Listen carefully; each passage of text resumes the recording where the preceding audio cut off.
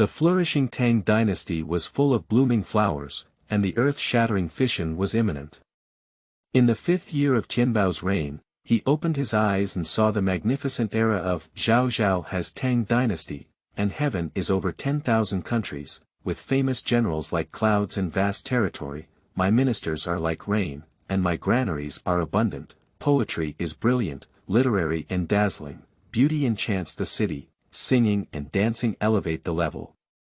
He also saw that the entire dynasty was intoxicated, arrogant and extravagant, constantly vying for power, the rivers and mountains sway, and accumulated drawbacks abound, who rebelled, and people were like grass and mustard. Young Meng instigated him to come, but he insisted on keeping the Tang Dynasty in its glory.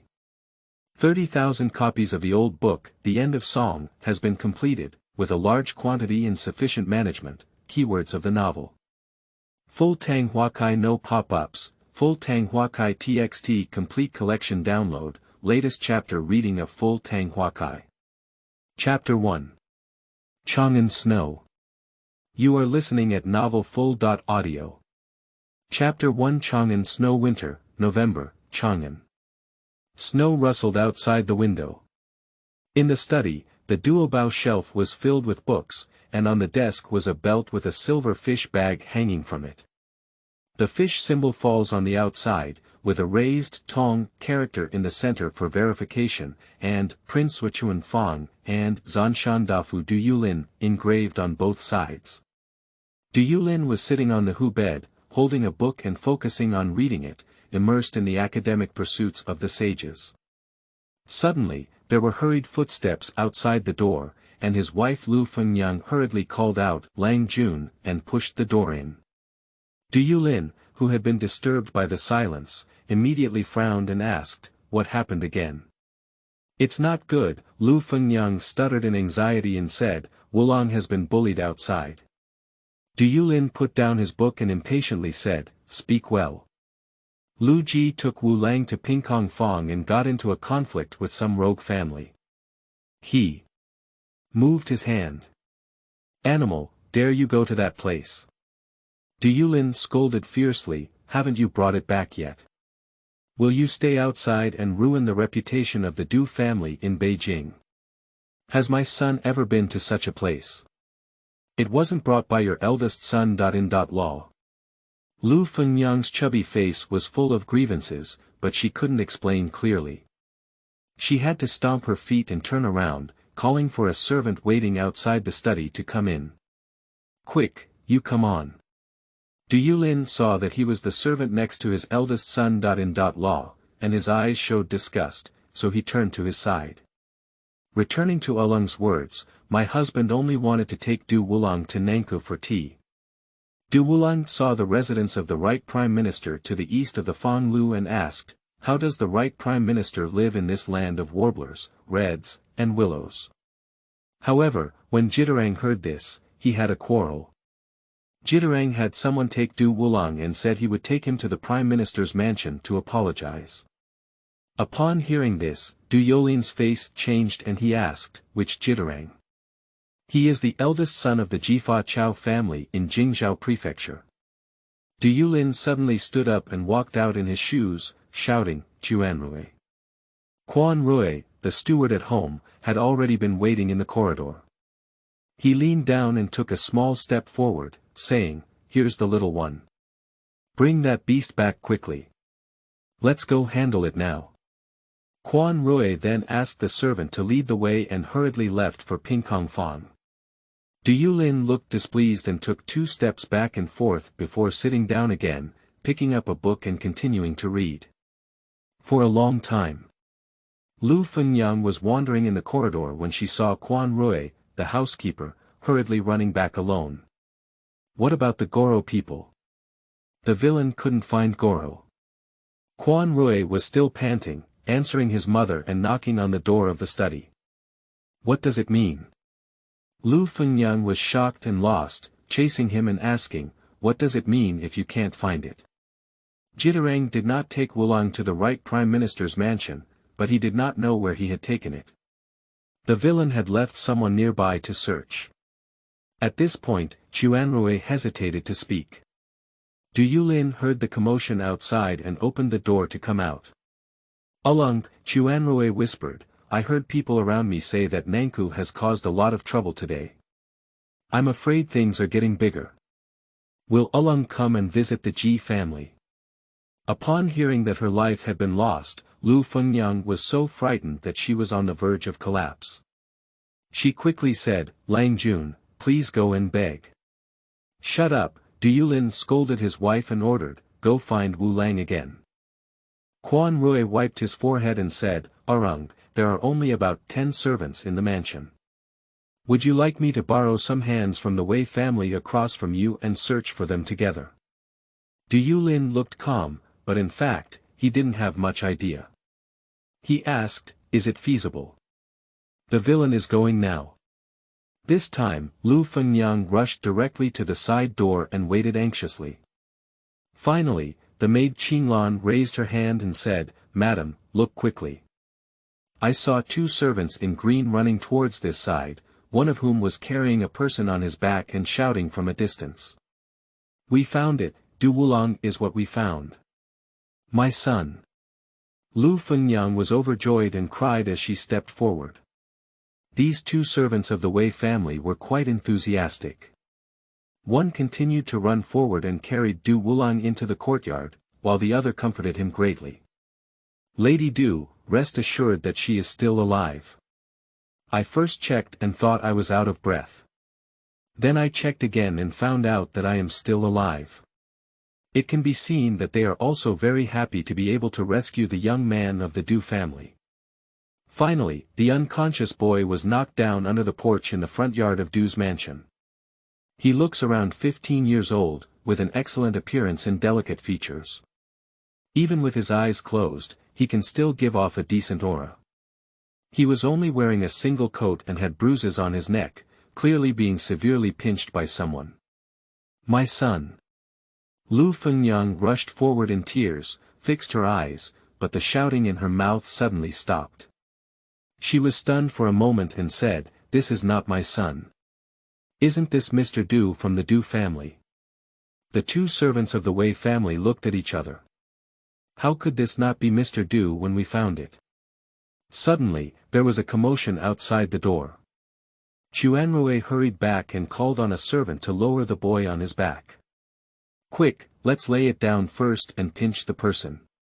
The boy who was brought back this time quickly woke up and sat up from the corridor. He is exactly 15 years old this year, just like Lu Fengyang, with a big round face, a flat nose bridge, and small eyes. Although not too ugly, he has a timid temperament. At this moment, he seemed to wake up from a nightmare, trembling all over and muttering something in his mouth. My son. Lu Fengyang pushed aside the others, fixed her eyes, and cried loudly, this is my son. Goro, are you okay? Behind the crowd, a servant in blue leaned forward and patted his forehead in frustration. Ah, this ugly one is Du Wulong. The steward of the Wei family quickly opened up this reckless person, accused Lu Fengyang, and led them out of the front yard of the Du family. Is there no way to talk? You have to say it in person. Uncle, I'll carry that handsome guy all the way from Pinkangfang. I don't even know who it is, who's the one to blame. You don't have to first find Chuanrui to identify it clearly. Isn't that just for receiving more tips? Speaking of which, Lady Du really doesn't reward a single penny. Digging and searching. As they spoke, they stopped in their tracks. I saw a corpse wrapped in a mat in the alley, blood gradually flowing out from between the mats, staining the snow with a crimson hue. Did someone really die? The servant next to Du Wulong, who was said to be named Duan Yen, was beaten to death by Ji Dalong. Only then did Du Wulong faint from fear. The servant in green whispered in deep sorrow.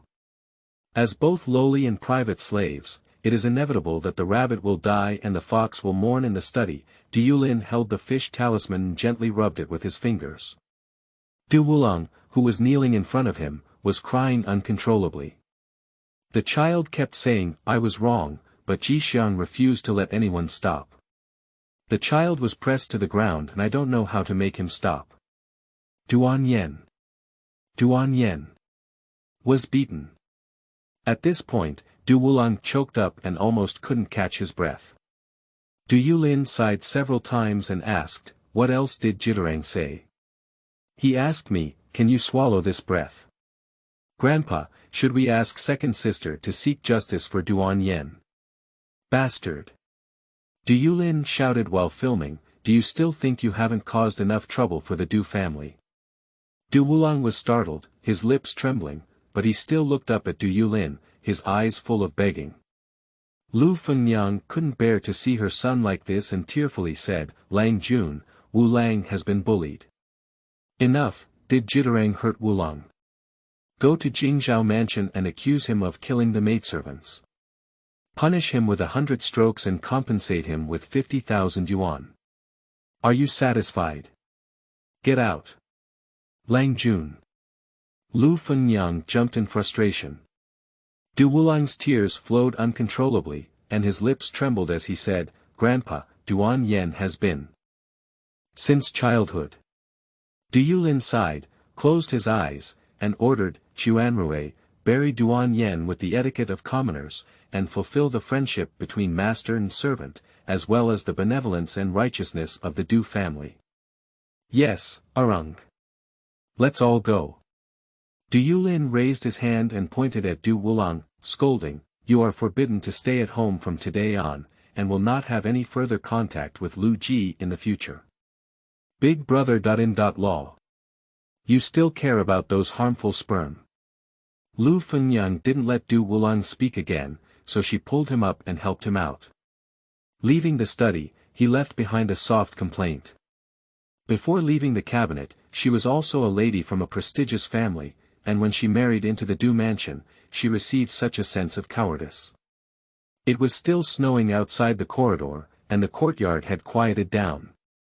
The servants returned to their respective positions. Quan Rui followed over and whispered, "I'm going to handle the affairs of the Duan Inkstone now. With a 3-foot banner and 9 clear objects, what do you think, madam? But now you know you're asking me." Lu Fengnyang knew that the steward was just asking for money, so she said, "Ask Ulung." "Ulung ignores worldly affairs," Quan Ruiying said, feeling awkward.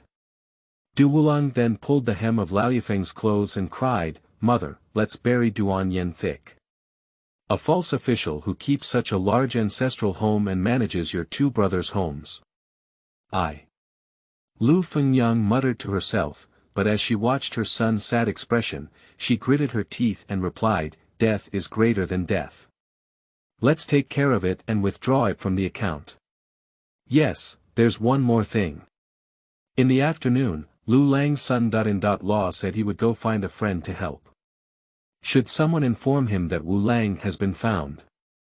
He really thinks he has a wide social circle, Lu Fengnyang cursed inwardly, waving her hand to let the steward take care of it. She is too lazy to care about that big son. Law. Kai Yun, go to Xuandu temple and invite a real person to practice exorcism for Wulang. Du Wulang was still choking up and said, "Mother, I don't need to drive away evil spirits." "You look so restless," Lu Fengnyang caressed Du Wulang's shoulder.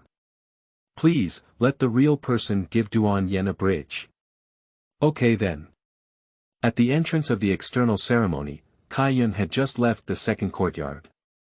Qinglan was just entering from the front courtyard and said, "Madam, that young scholar has woken up." "You help Wu Lang rest," Lu Fengnyang said. "I'll go take a look." When Du Wulang woke up just now, he noticed the unconscious young man and was quite concerned, determined to go together. At the front porch, the young man sat up with his body propped up. If he gives the impression of a noble and delicate noble family member when he falls into a coma, but as soon as he opens his eyes, his temperament changes again, making people feel a calmness that is extremely incompatible with his age. What's even more strange is that there is a sense of confusion in the calm.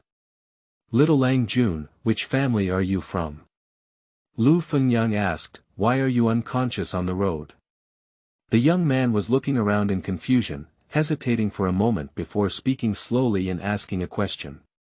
Am I not dead? There was a pause in the middle, as if he couldn't speak very well. You didn't die, Lu Fenyang said. You were rescued by the Du family. The young man's gaze still showed confusion, nodding in gratitude.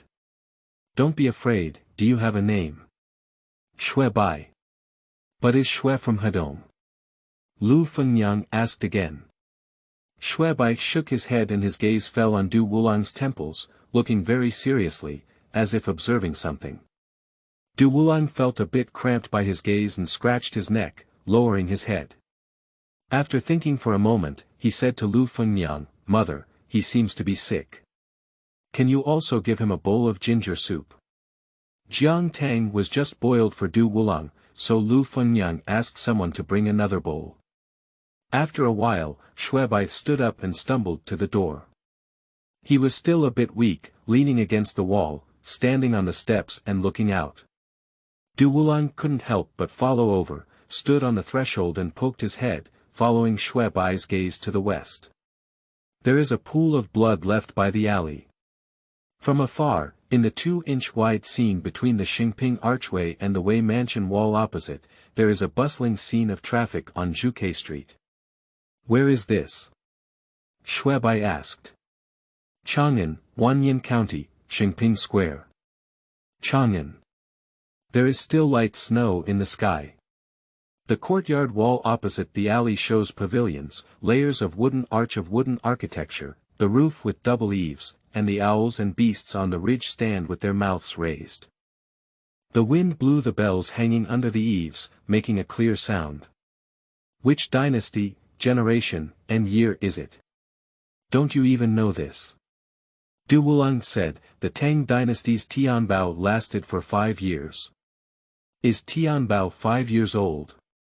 Shui Bai sighed slightly upon hearing the words and let out a breath of white air, drifting in the cold wind during the Tianbao period of the Tang Dynasty. His single clothes were very thin, and his lips had turned white from the cold. Zai is not the year, it is the year. Du Wulang reminded, Xia is called Sui, Shang is called Si, Zhou is called Nian, and Tang and Yu are called Zai. Only the ruler of Yao and Shun recorded the year with Zai. Today's sages are more accomplished than Yao and Shun, and they are called Zai. Shui Bai glanced at him with a confused expression and no respect. Du Wulang couldn't help but curl his head and mutter softly, it's okay if you can't read the books next to you well. It's important to remember this matter. Okay. Where is your home? I don't remember, Shui Bai said.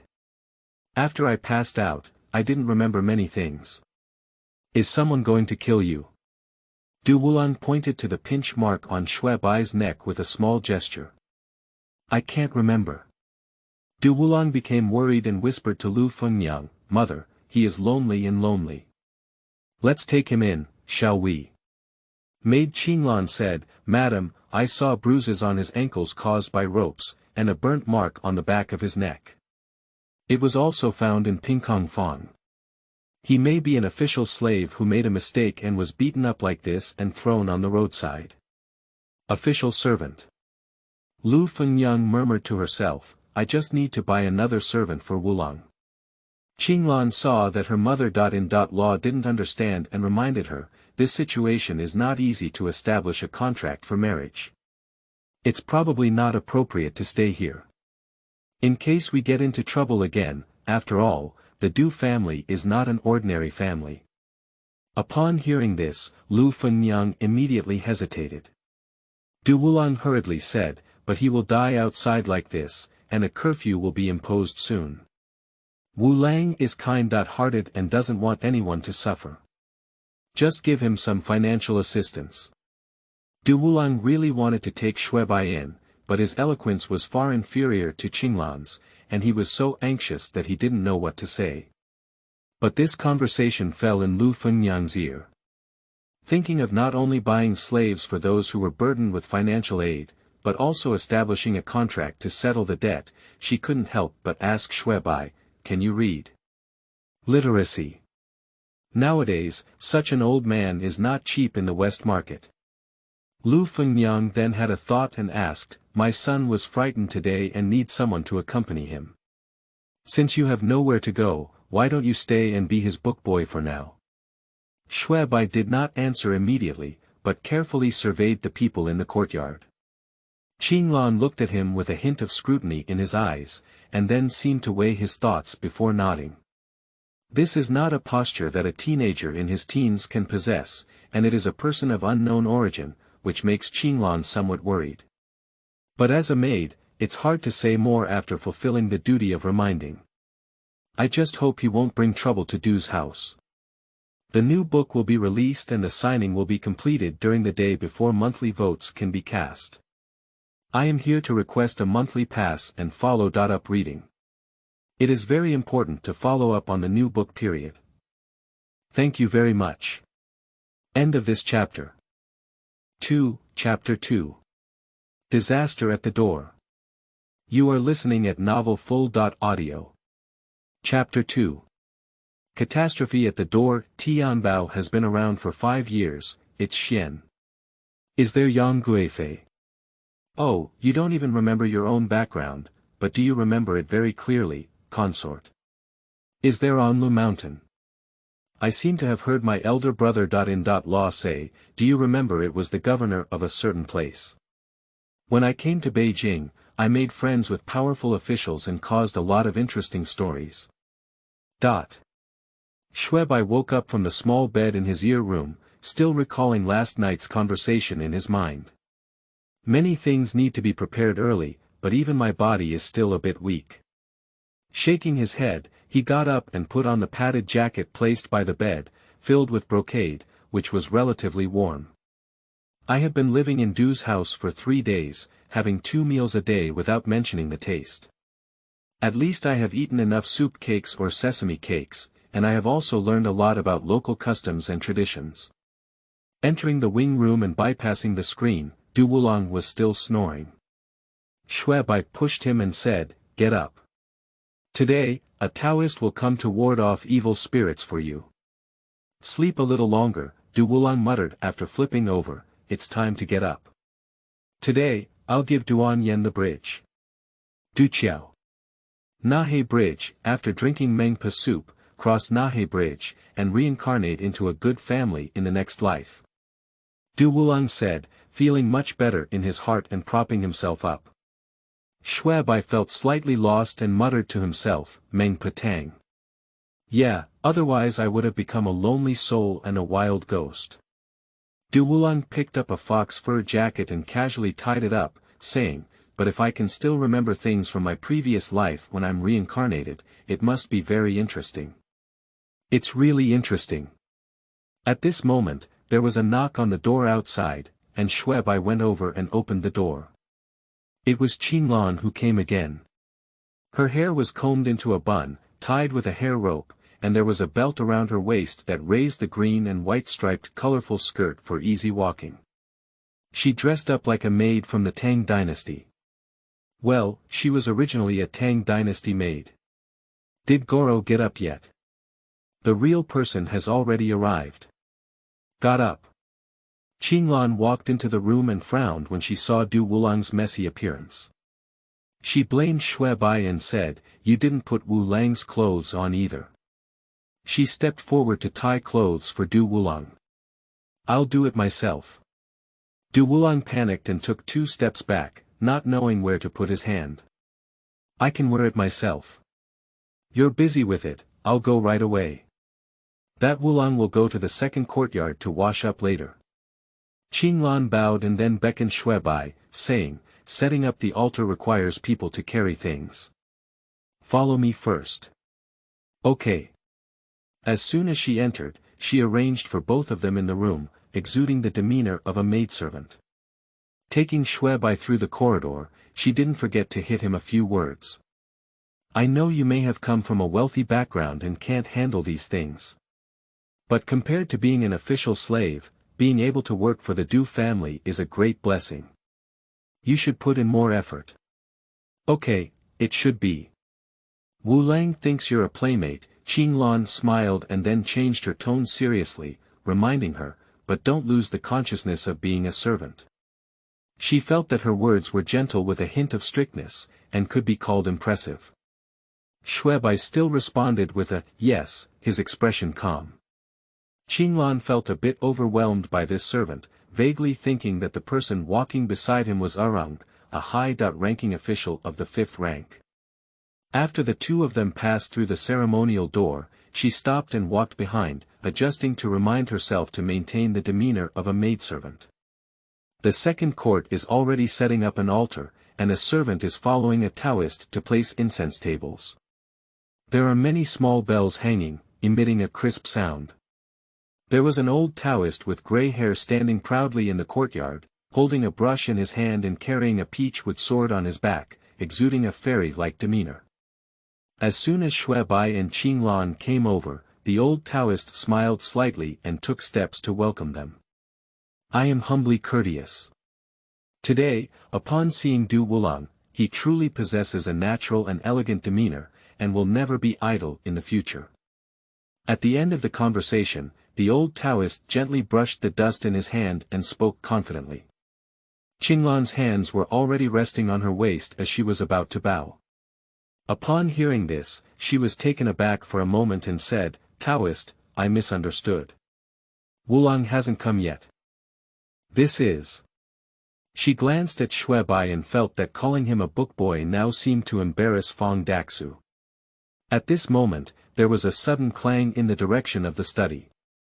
Chang'an lightly pushed Shuebai and said, Go and see if there are any broken objects, sweep them clean. Okay. Shuebai bowed to Fong Daxu, who was still caressing his beard to conceal his embarrassment, and then turned to walk towards the study. By bypassing the small bamboo garden and climbing up the stairs, one can already hear the sound of arguments. If it weren't for you, how could Goro have suffered such a great calamity? It was Wu Lang who spoke falsely, but fortunately, his son Law asked a friend and Ji Dalong finally released Wu Lang. Shut up, it's just unreasonable. Don't mention your fox friends and dog friends again. My father Law is so angry, but what did my son Law do wrong? Isn't it for the good of the Du family that my son Law befriended handsome people? There was another loud bang. The study door was not closed, and Shuebai walked forward to see Du Yulin angrily pushing down a short table. For the good of the Du family. Ahem, can you say such things? As a soldier, how much does your salary go? You use your son's dowry to give luxury items to those famous scholars, bring trouble to the Du family, and dare to swear it. My father Law is confused. And doesn't know where to give up before he can get what he wants. Now that he has won over them, they will only support the crown prince in the coming day. Shut up. Shut up. Du Yulin was so angry that he almost fainted.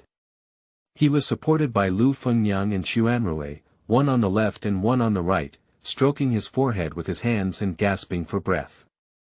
Standing opposite them was a handsome young man dressed in brocade fur, with a deep blue soft cloth on his head.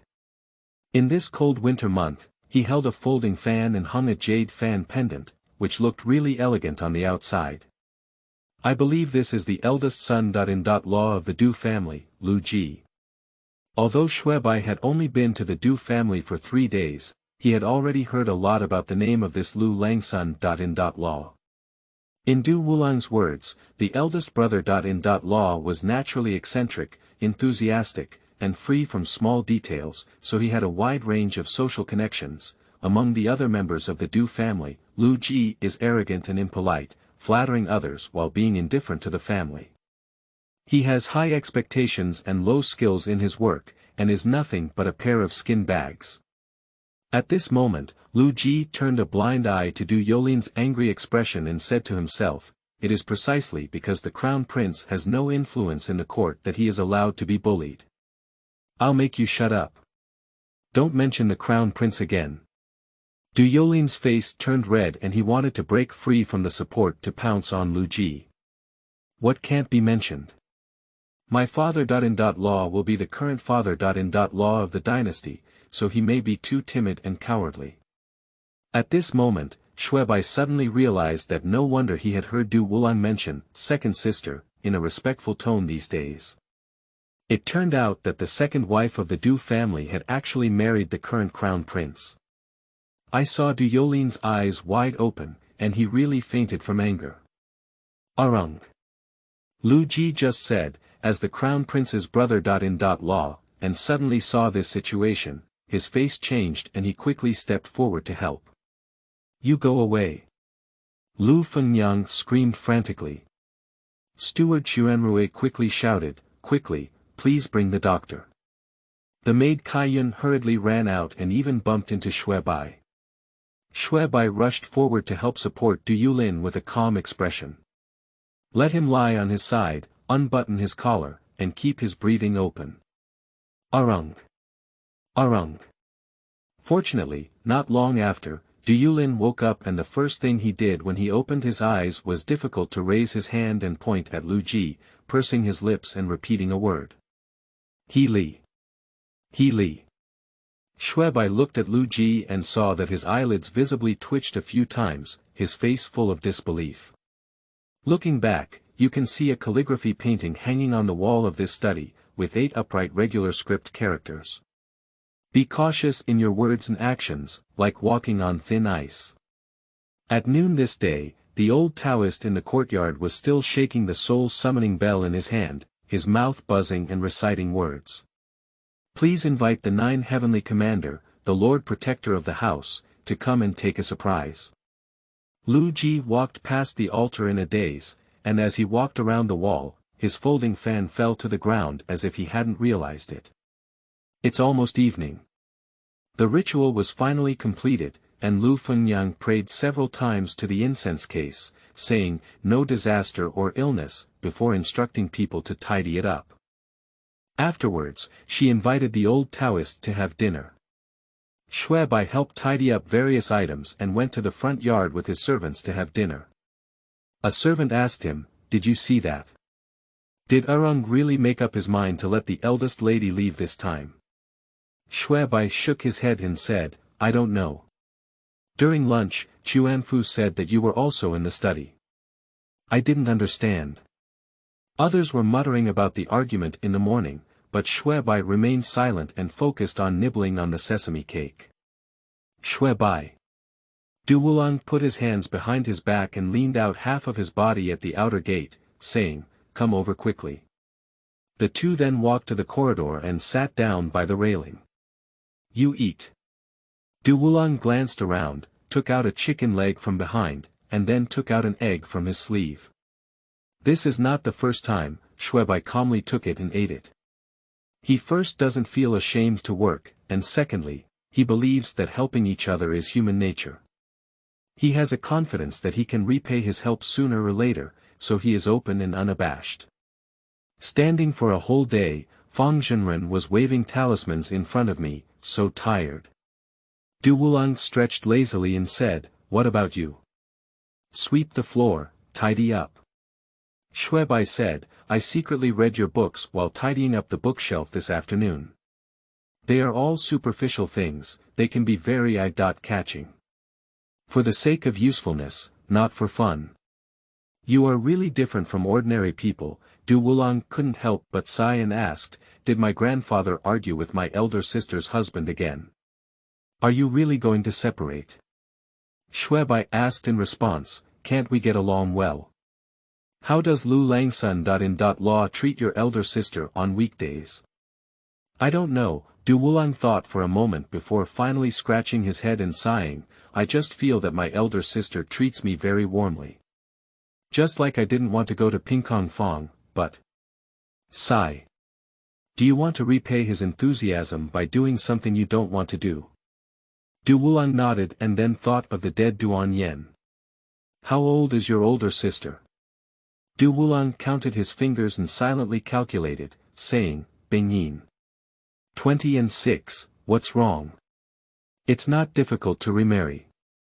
Shuebai had just thought for a moment that if he could become the crown prince's brother.in.law, it would be a good way out, but at this age, the difference is too much. Unfortunately. Remarriage. Du Wulang asked, you don't like big sister's husband either. There's something I've always found strange. Do Mr. Lu and Mr. Ji know each other? Yeah, they can talk. Shuebai asked, is it a coincidence that Lu Lang's son-in-law took you to Pingkong Fong and encountered Ji Dalong and Ji Dalong asking you for trouble? Suddenly, cries came from the front yard. This is the private residence of the court officials. Get lost. The two turned their heads and saw a group of officials kicking into the second courtyard like wolves from the front yard, and drinking away the gatekeeper who was following behind, all with fierce and evil spirits. The leader held his toes high and shouted loudly, take someone from Jingzhao Mansion. Which one is Du Yulin? Long Li, please wait a moment. Quan Rui hurriedly rushed out and politely shouted, can you come to the hall to see tea, please? Let Du Yulin come out. The official's cold eyes turned to the sky, and he pushed aside Quan Rui's hand. A few broken silver pieces fell to the ground. What's the noise? With this sentence, Du Yulin slowly walked out of the west study, with one hand behind his back and the other holding a book. He asked, but is Jingzhao Mansion looking for an old man? Are you Du Yulin? Take it. A group of officials rushed forward and held down Du Yulin. In the chaos, the scroll fell to the ground. Let go. It's insulting to be gentle. Do you know who I am? Quan Rui didn't expect them to dare to appoint officials from the court, so he quickly stepped forward to stop them. No harm, no harm. Do you know, chief official? The second wife of the Du family is the current crown prince Liangdi. That's the crown prince and father-in-law. With a loud clang, the official pulled out his knife and suppressed Du Yulin, who was still struggling. Listen up. Du Yulin falsely claimed to have prophecies, colluded with the Eastern Palace, and criticized Qingyu, and was arrested and interrogated by the Jingzhao Mansion. The rest of the people were temporarily detained in their homes and were not allowed to leave without permission. Upon hearing this accusation, everyone was stunned and shocked. Lu Fengyang rushed out of the hall and was so shocked that she collapsed on the ground. Du Yulin felt heartbroken, his lips trembling, and he dared not move again. Chuanrui's face turned pale and his eyes were full of distraction. This family was originally a noble family, but today they didn't do anything, only to be suddenly struck by a bolt from the blue. Under the cover of the heinous charges, no one in this mansion can escape. Grandpa. Du Wulang saw Du Yulin being taken away and instinctively chased after him for 2 steps. His foot softened and he almost fell to the ground. Someone helped him up. He looked up and saw Shuebai's still youthful face, as well as his calm gaze. End of this chapter. Chapter 3. Beihai Ruxiang. You are listening at novelfull.audio. Chapter 3. Beihai Ruxiang. The sun has turned west, and Du's house is in panic. Qinglan, with tears in her eyes, helped Lu Fengyang slowly sit down in the front hall. How could this be? Lu Fengyang cried and had no independent opinion, wiping her tears and asking, Master, what do you think should be done now? Quan Rui is a seasoned steward who has now become the only backbone of the Du family. He pondered, the big charge of this day. We need to inform the crown prince as soon as possible. Yes, yes. Lu Fengyang hurriedly said, then quickly send someone. Chuanfu, go quickly. Chuanrui quickly instructed his son, the 10 Kings Mansion. The crown prince is not staying in the East Palace, go to the 10 Kings Mansion. Hey. Chuanfu is ready and will immediately run out. Don't worry, madam. Quan Rui's eyes were full of fear, but he still remained calm and said, Oolong has always been cautious in his words and actions. Saying that he falsely claimed divination, colluded with the Eastern Palace, and criticized Qingyu, is completely unfounded. I think he will release the person once it is found out. Lu Fengyang patted her heart and murmured, That's good, that's good. Someone suddenly spoke in the hall. The official did not search Du's house just now. Everyone turned their heads and saw that Shui Bai, who had only been taken in for 3 days, was speaking. "You child," Quan Rui said, "Du's house has neither any prophecies, nor any constructive letters with others, let alone any condemnation words. What is there worth searching for?" Shui Bai asked. "Du mansion has no evidence. The steward knows about this matter, but how do the officials know? Since that's the case, how dare they directly take someone? This." Quan Rui thought for a moment and murmured, "Yes, then they should also understand that Arung was unjustly accused." Shui Bai asked again, "They took someone indefinitely intended to convict them, but how would they convict them? How to convict him?" Quan Rui pondered, "Is it true that the method of setting up an altar today led to Zhaozhao falsely accusing Tu Chen? Fong Daochang is still at the mansion, so we need to find a way to send him away and burn those magical tools." "No way," Shui Bai reminded, "they didn't take away Taoist Fong and the magic tools, which means these are not the key to conviction. If we actively cover them up, it will actually appear guilty."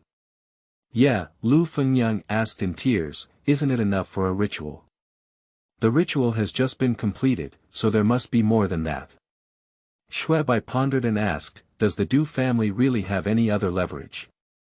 At this point, everyone had stopped crying and stared at Shui Bai, surprised by how calm this childish young man was. Not only calm, but also daring to question the master, as if he were the investigating officer in charge of this case. Quan Rui couldn't help but scold, "You child. Let Shui Bai take a closer look," Du Wulang hurriedly said. "He comes from an extraordinary background and interacts with people like noble concubines and military governors." Quan Rui was slightly surprised before nodding and sighing. Although Arung is a vassal of the Eastern Palace, he is just an empty official. He usually dares not even talk to other officials. How can he have any leverage? No leverage. Except for Lu Lang's son.in.law. Shui Bai asked. Quan Rui suddenly shuddered, reacted, and exclaimed in shock, "Is it true that Lu Lang's son.in.law fell victim to evidence in the hands of others?" This is exactly what Shui Bai Gang had just planned to ask Du Wulang. Did anyone intentionally do anything about Lu Ji taking him to Pingkong Fang? Obviously, anyone who looks at Lu Ji knows that he is a person with great ambition and talent, and is easily exploited. "It's a coincidence," Quan Rui murmured. "Wu Lang had an accident not long ago. Lu Lang's son.in.law only had an argument with Ah Lang in the morning, and someone came to pick him up in the afternoon."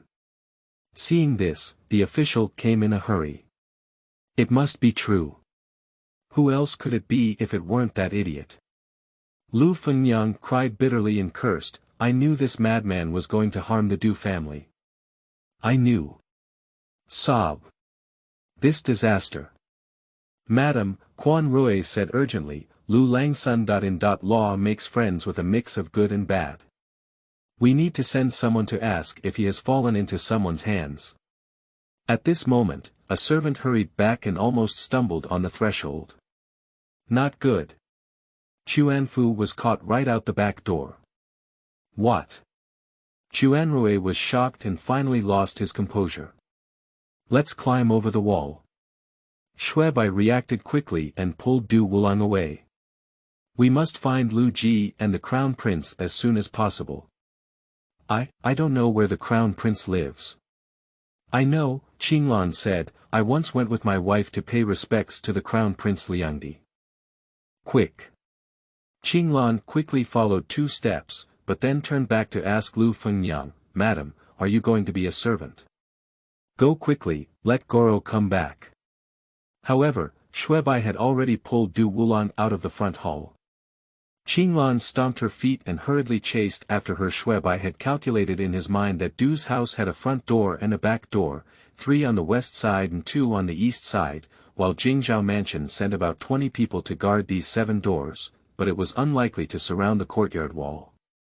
Perhaps there will be officials patrolling, but he knows that the government must follow the process of doing things, so he needs to grab the word fast. He first rushed to the front yard stable to get a rope, then went to the storage room to get a ladder, turned towards the backyard, and rushed directly to the east of the fifth courtyard near the rockery. The farthest side door here, the quietest outside the courtyard, and easy to climb over the wall. Keep up. Shui Bai climbed the ladder up the rockery, climbed up the courtyard wall, looked around, and called for Du Wulang and Qin Lan to come up. Come on. Shui Bai tied the rope to the courtyard wall, climbed down the rope, and first helped Qin Lan. Du Wulang was much more clumsy, almost falling and biting the mud. Oh, my goodness.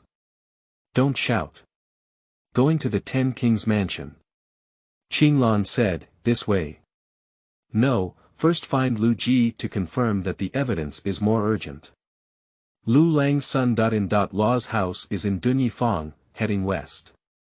Tang Chang'an city is square and upright, with 25 crisscrossing streets dividing the city into 2 cities and 108 neighborhoods. With Zhuke Street as the central axis, the east and west of the city are respectively governed by 2 counties.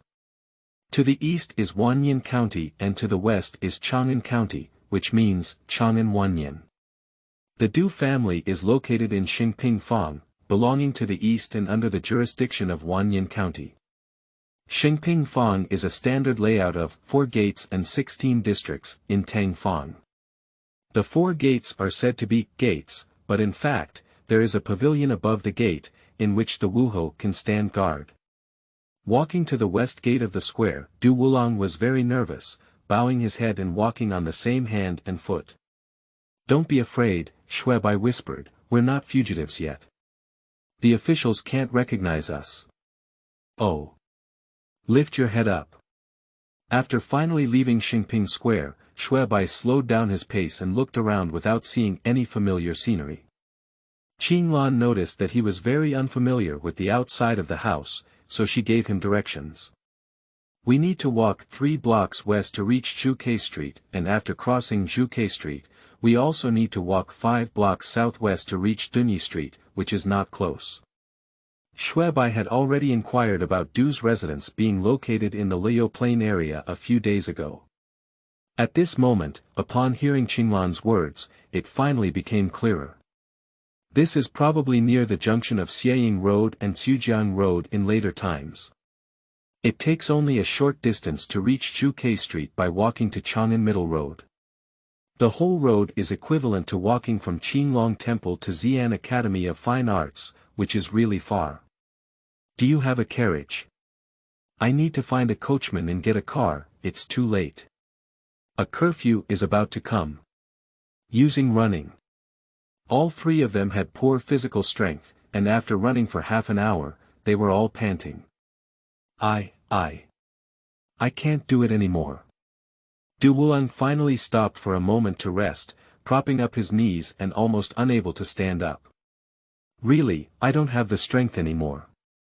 The final glow of the sunset receded, and the magnificent outline of Chang'an City became increasingly dim. Dong! As soon as the sun set, the city heard the sound of evening drums.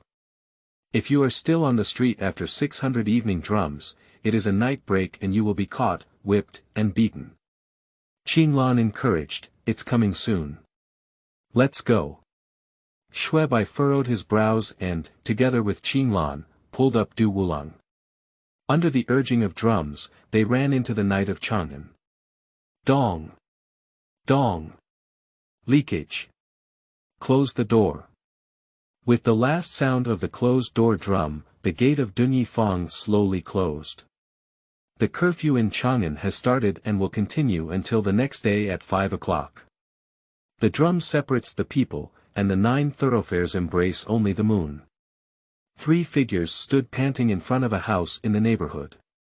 The Liuzhai is just an ordinary residential house with 2 courtyards, which looks a bit shabby and does not match Lu Ji's brocade fur. No official. Shui Bai looked around cautiously, his eyes revealing confusion. We run fast, Qin Lan said before taking a breath, and besides, this is under the jurisdiction of Chang'an County. Are they slow in transferring people? They knocked on the doorbell, and soon a woman's voice rang inside the door. Who is it? Flowing cup. It's me, Qinglan, and Wulan also here. Quickly, with a creaking sound, a small maid opened the door. Why did Goro come here at this moment? Is this running here? Let's talk about it inside. Have any officials come before? Official position. No. Shuebai was somewhat surprised and muttered to himself, why hasn't the official come? The daughter of the Du family is named Du Gui, also known as Lady Du. She heard the commotion and rushed to the front hall with a candle in hand. When she saw that Du Wulang had brought someone, she quickly asked what was going on. These two siblings, the younger brother is not good looking, but the older sister is very beautiful. Shuebai was somewhat surprised at first sight, and then realized that Du Wulang was born to a stepmother, with a more similar appearance to Lu Fengyang, while the first few children of the Du family were born to Du Youlin's original wife. I believe that Empress Du is also beautiful in appearance, so she was able to marry into the Eastern Palace. At this moment, Du Yan's face turned pale when he heard about his father's capture. Shuebai carefully observed her in the candlelight and noticed that her attire was different from the glamorous style of the times. She wore simple clothes, with a plain face facing the sky. Additionally, her eyes turned red, indicating that she had cried before. After she calmed down a bit, Shuebai asked, isn't Lu Langsun in law at home? Lang Jun. He's not here. Has he ever come back at noon? Du Ting responded with tears. Did you mention the Du family's request for him to leave? Du Yi didn't want to talk to outsiders about these things, and she was not familiar with Shuebai and didn't know why he was so young and imposing. However, the situation was urgent, so she nodded and pondered the consequences of the whole matter. The incident happened suddenly, and no one reacted. Shuebai asked again, how did he say that? After hesitating for a moment, Du Huan finally spoke up and said, he said, as long as our marital relationship is strong, according to Tang laws, neither the government nor the father-in-law can separate us. Let me be as firm as a rock. How do you answer? Du Yan felt uncomfortable when asked, turned his head, and whispered, the rock is square and thick, and can die for 1,000 years. And then what?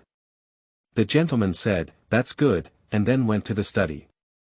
He didn't stay long before hastily leaving, and by then he had not returned. Sigh. With an unconscious sigh, Du Yi had already guessed the outline of the situation. He didn't say where to go. I asked my husband and said I was going to seek help from friends. Can I go to the study and take a look? Lang Jun's study is usually not open to people, but since it is. Du Ting, aware of the urgent situation, stood up and said, this way, please. The front hall of Lu Mansion is clean and tidy, with no decorations, but there are many calligraphy and paintings hanging in the study.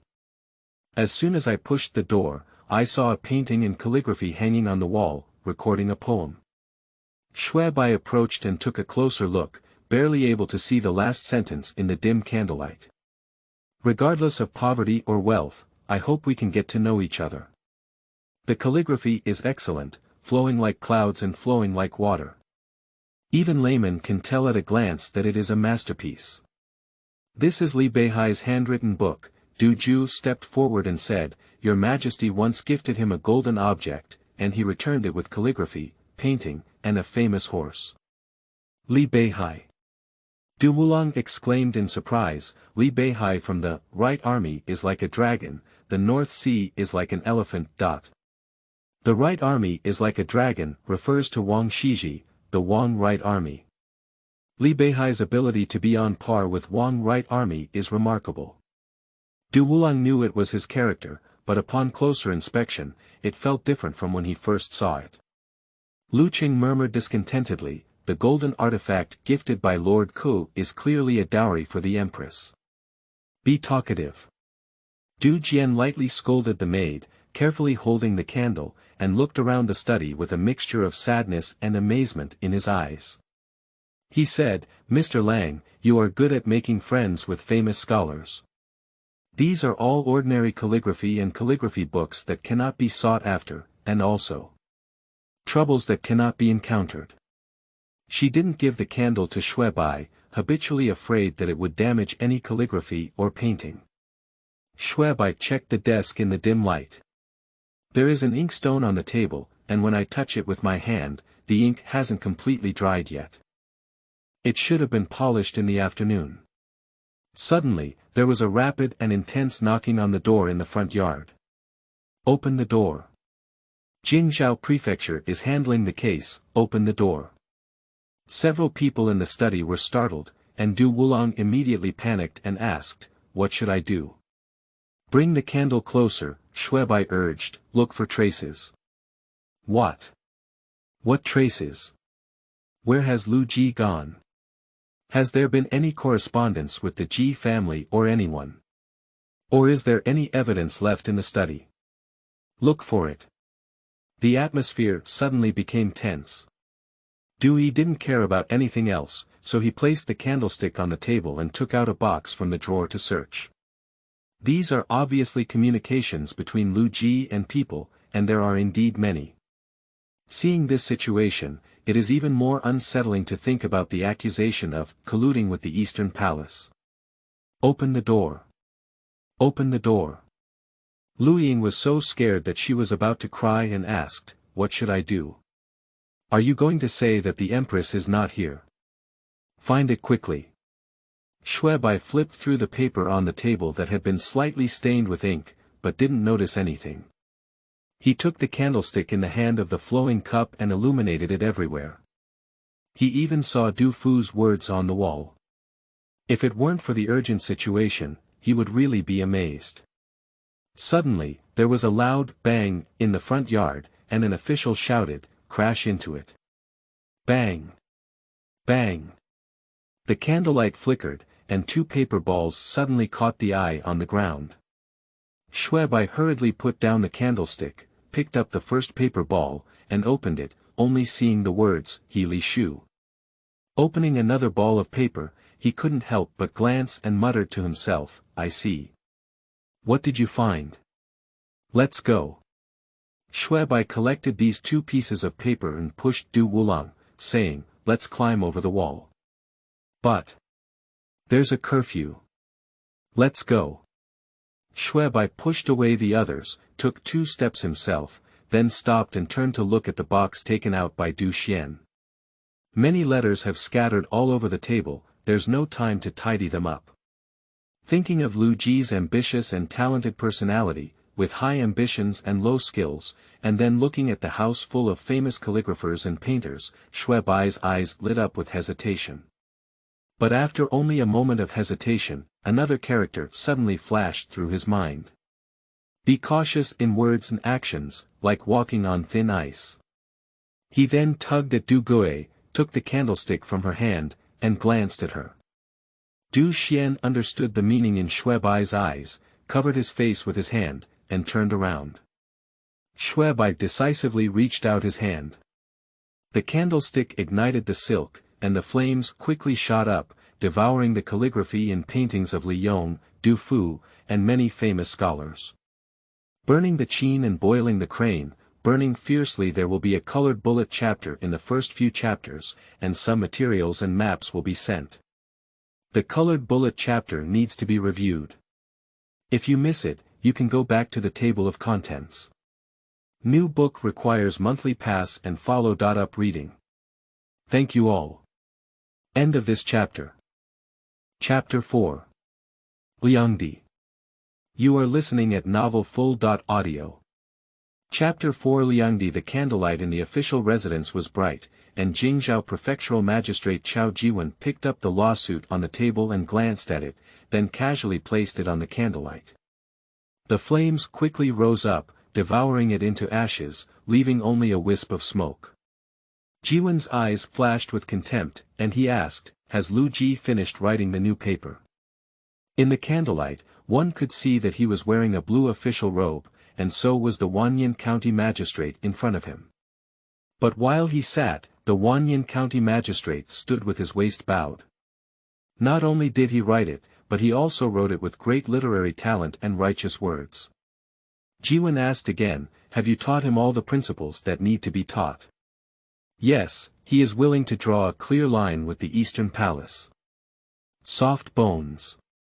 Jiwen chuckled lightly and asked, "Where's the evidence?" "Yes, there are countless people who have been bribed by Lu Ji. His study is full of gifts and evidence. However, his home is in Chang'an County, and it is difficult for officials to send someone to retrieve it." Jiwen didn't rush or slow down, took a sip of tea, and called out to the door, "Xin-12. A servant dressed in high eyebrows and deep-bearded man immediately entered. Jiwen asked, "Has the magistrate of Chang'an County not arrived yet?" Xin-12 replied, returning to Oolong, his message was delayed. "Why?" Jiwen was immediately displeased and his face turned cold. Xin-12 said, "Because the previous documents were not received, County Captain Yan Jinxing refused to accommodate him. He was able to send someone to Lu Ji's house more than half an hour late. Waste." Suddenly, there was a hurried sound of footsteps outside the door. "Oolong, the fire tower reports that Lu Ji's house has caught fire." "What?" After a moment of confusion, Jiwen suddenly stood up with a look of suspicion in his eyes. He then muttered to himself, "How could the reaction be so rapid? Impossible, impossible." He pondered for a moment, then waved again to ask Xin-12 to come forward and give orders. "The Eastern Palace has intervened in destroying the evidence, but this matter is also directly aimed at the Eastern Palace's evidence. You can bring my token to investigate and investigate carefully. Here it is. And you too." Jiwen turned to Wanyan County Magistrate and said, "Quickly pick up the Pingfong-Du Mansion investigation. If the East Palace can receive news so quickly, someone must have reported it to Du Mansion. Here it is. There used to be a Fujuani temple in the southeast corner of Dunyafang, but it was merged into Zishani Temple in the second year of Kaiyuan, and the temple is quite large." In the darkness, the knocking on the door had already sounded for a while. The little nun arrived in a cloak and asked through the door, "Who visits at night?" "Is that Abbess Jingyin inside?" "It's me." Jingyin recognized Du Xian's voice and opened the back door, asking, "Why did Madam come here at this moment?" "There's water running out of the neighborhood," Du Yi said. "I'm afraid the fire will spread to my house without you. I want to stay overnight at your temple and leave after the curfew ends. Is that okay?" Jingyin took a glance with her head and saw two men standing behind her, hesitating. "Just a firewood room is enough," Du Yi said again. "Okay, madam, please come in. Don't disturb master." The handsome young man who was walking at the end was also placed in the Nisi temple. Jingyin felt ashamed and silently recited 2 Buddhist scriptures. He lightly tied the door and led 5 people into the most secluded small room. "The 2 male donors can stay here. Madam, please follow me." "No trouble, I'll just make do with my 2 younger brothers overnight," Du Ting said in a low voice, holding Jingyin's hand. "Thank you so much tonight, I won't forget your kindness." "Madam, you're welcome." Jingyin was afraid of being punished and quickly left with a response. Lu Chu couldn't help but cry and said, "Madam." The house was burned. Those were all exchanged for Madam's dowry. Silence. Du Gui scolded and scolded, "Do you know what will happen if those charges are covered? The lesson of Wei Shi's past is still in front of us. Even today, some members of the clan have died naked in the mansion. Do you still want to part with some external things?" The flowing cup was startled by the word naked death and dared not speak, so she could only sob softly. Du Yen turned his head to look at Shuebai and asked softly, "Will the fire spread to the neighborhood?" "No, the official has already entered the door and will definitely extinguish the fire as soon as possible. Give me the object you found." "Okay." Shuebai took out a paper ball and put it in Du Xian's hand. There are no candles in the house, only a thin moonlight. Du Yan took 2 steps, unfolded the paper ball, laid it on the window, and carefully folded it, intending to put it in his wallet. In the blink of an eye, he turned his back and put it close to his body. She looked a bit relieved when she turned around again. Du Wulang whispered, "What is that? Can you save Grandpa?" Lang Jun went to the Wanyan County government to sue Grandpa. Halfway through Du Gui's words, Du Wulang was already shocked and said, "Did it come from my elder sister's husband? This draft only says that Grandpa forcibly broke up the marriage. Can you still tell me that?" Du Yi said, "According to Tang law, even if the two wished to divorce, the grandfather cannot force him to do so." Lu Qing was still crying, muttering, "He just doesn't want to lose his status as the crown prince's brother. In law."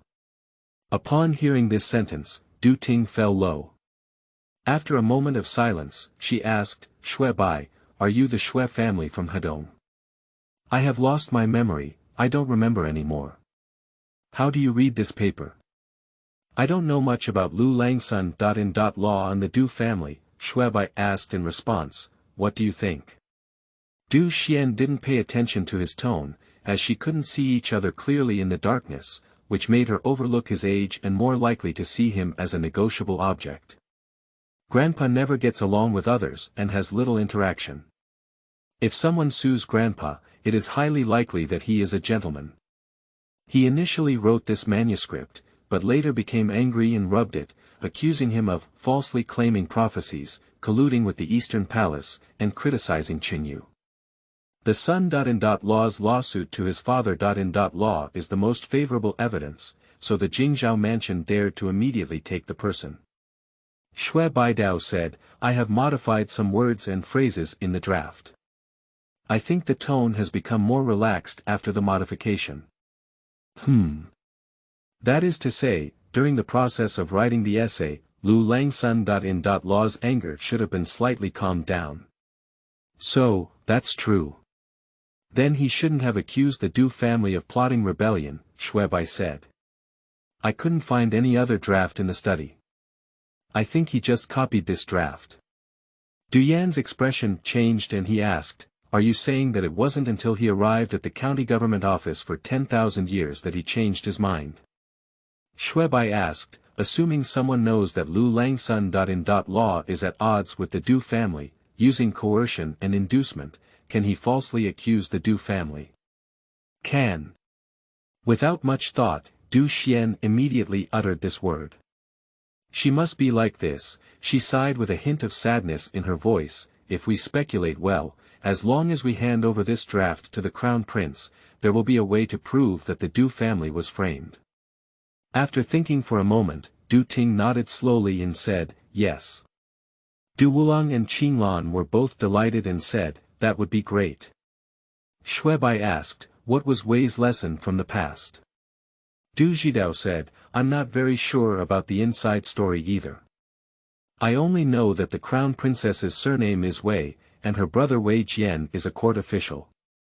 On the first day of the first lunar month this year, the crown prince happened to meet Wei Jian while traveling, and that night Wei Jian also made an appointment with the border town general Huangfu Weiming for a night trip. Therefore, some people in the court accused them of having private dealings and wanting to establish the crown prince together. Just because of a chance encounter on the street during the Shangyuan festival. One is the crown prince's brother. In law, and the other is the handsome and upright in the border town. Their private interactions inevitably make the sages suspicious. Du Yi whispered, "The crown prince's situation has always been difficult." Shui Bai silently felt an emperor's suspicion towards his son from the big case triggered by this accidental encounter, and finally asked, "And then?" Wei Jian was demoted and Huangfu Weiming handed over military power. This matter had already passed, but the Wei brothers filed a memorial to avenge their wrongdoing, which angered the sages. The court was greatly implicated, and countless deaths occurred. The crown prince had no choice but to reconcile with his consort Wei Shi on the grounds of disharmony in love and righteousness, asking her to shave her hair and become a nun, in order to make every effort to protect him. At this point, Du Ting's voice trembled slightly and he said, "This case happened at the beginning of the year, but there are still people who have been forced to death. The grandfather is afraid of following in the footsteps of Wei Jian and has been cautious, but the gentleman has always remained that kind of person." Shuebai asked, "Last time the crown prince chose to leave with Wei Shi. So this time? Although the second sister is just a good wife, she has a good relationship with the crown prince." After hesitating for a moment, Shuebai leaned closer and whispered, "Is the crown prince reliable?" "Don't worry, the crown prince is very reliable," said Dui. Shuebai thought for a moment, but at the moment, there was no other way but to seek help from the crown prince. During a rare moment of silence, Du Wulang sighed softly, "Oh, how could you have such ability?" Shuebai pretended not to know who he was asking and remained silent. As the night grew quieter, the five of them crowded into this small room to rest for the night. On the fifth shift, the street drums sounded, and the gates of Chang'an city and various neighborhoods opened one by one. The current emperor strictly prohibits the participation of royal heirs in court politics. Therefore, large mansions were built in the Yongxing and Xingning neighborhoods in the northeast corner of Chang'an city, allowing the princes to live in separate courtyards for close care and strict training, known as the 10 Kings' Mansions. Even the crown prince did not live in the eastern palace to avoid too much contact with its officials. He only created a separate courtyard in the 10 Kings' Mansion for chariots and horses to travel between. Early morning. The children were chasing under the willow trees on the street, singing songs. The jade is made up into a tall tree, with thousands of green threads hanging down. I wonder who cut the fine leaves, and the spring breeze in February is like scissors. A mule cart came from the south and walked through the cross street of Yongxingfang. In the carriage, Qinglan said, "The crown prince's residence is right in the second alley ahead." "I know that person." Du Wulang was looking out through the gap in the car curtain when he suddenly whispered, "Ji Daolong was also there on the day he killed Duan Yen." "Which one?" Among the group of people sitting under the banner of the tea shop, there were those with protruding eyebrows, deep eye sockets, and beards all over their faces. "I've seen them too," Lu Chu said in surprise. "After Wu Lang had an accident, they just hung around outside our house." Shuebai observed for a while and said, "They are monitoring." "Are you here to catch us?" Du Wulang said, "What should we do?" Xin-12 sat outside the tea shop, scanning the streets with sharp eyes, following a mule cart as he walked away. Last night, the Wanyan County captain went to Du's house to check, and according to the registration book, he found that Du Wulang and a maid were missing. The news came, and he already knew who he was looking for. A beggar-dressed man approached and whispered, "The crown prince's ceremonial guard has left through the side door. Put it on and see clearly where he is going."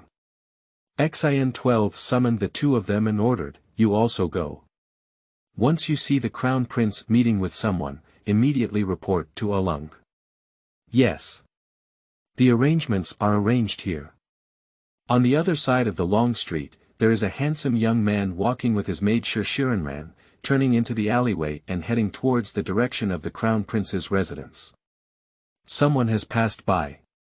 Xin-12 narrowed his eyes slightly, shook his head, and said, "It's neither Du Wulang nor the Donggong lackey. Do you still take it? Take a look again." Xin-12 could see that the young man was wearing a bright fox fur with a front-facing coat, and walked calmly, clearly from a wealthy family background. He came to find evidence, but there was no need to offend the nobles in Chang'an city. In his sight, the young man stood with his hand down, and the maid talked to the guard and handed a jade pendant to the gatekeeper. After a while, the gatekeeper returned with a jade pendant, handed it back with both hands, and invited him into the door. Did he go in? Who can he see without the crown prince? Du Liangdi, how dare anyone see Du Liangdi? Xin-12 couldn't help but be surprised, his eyes rolled, and he murmured, who dares to get involved in this case? What should I do? Just follow him when he comes out, it's better not to come out. Xin-12 thought for a moment and sneered, anyone who gets involved in the Duyulin case can't escape. Also, where was the mule cart just now? Go find it. The Crown Prince's residence looks very simple, with no flowers or trees in the courtyard and an empty sandy area. Shui Bai and Qinglan waited in the front yard for a while, and a maid ran over. Tsushui, Qinglan called out with a crying voice. What's going on? Chu Shui asked anxiously, but before Qinglan could answer, he led them inside. Nyang wants to see you. This way. Shui Bai and Qinglan took off their shoes, led by her through the long corridor, and finally sat down in a small side hall. Wait a moment, Nyang will come soon. Thank you very much. Shui Bai looked at the Tsushui and hurriedly ran away, whispering to Qinglan, colorful clouds and Qinglan, flowing cups of Tsushui.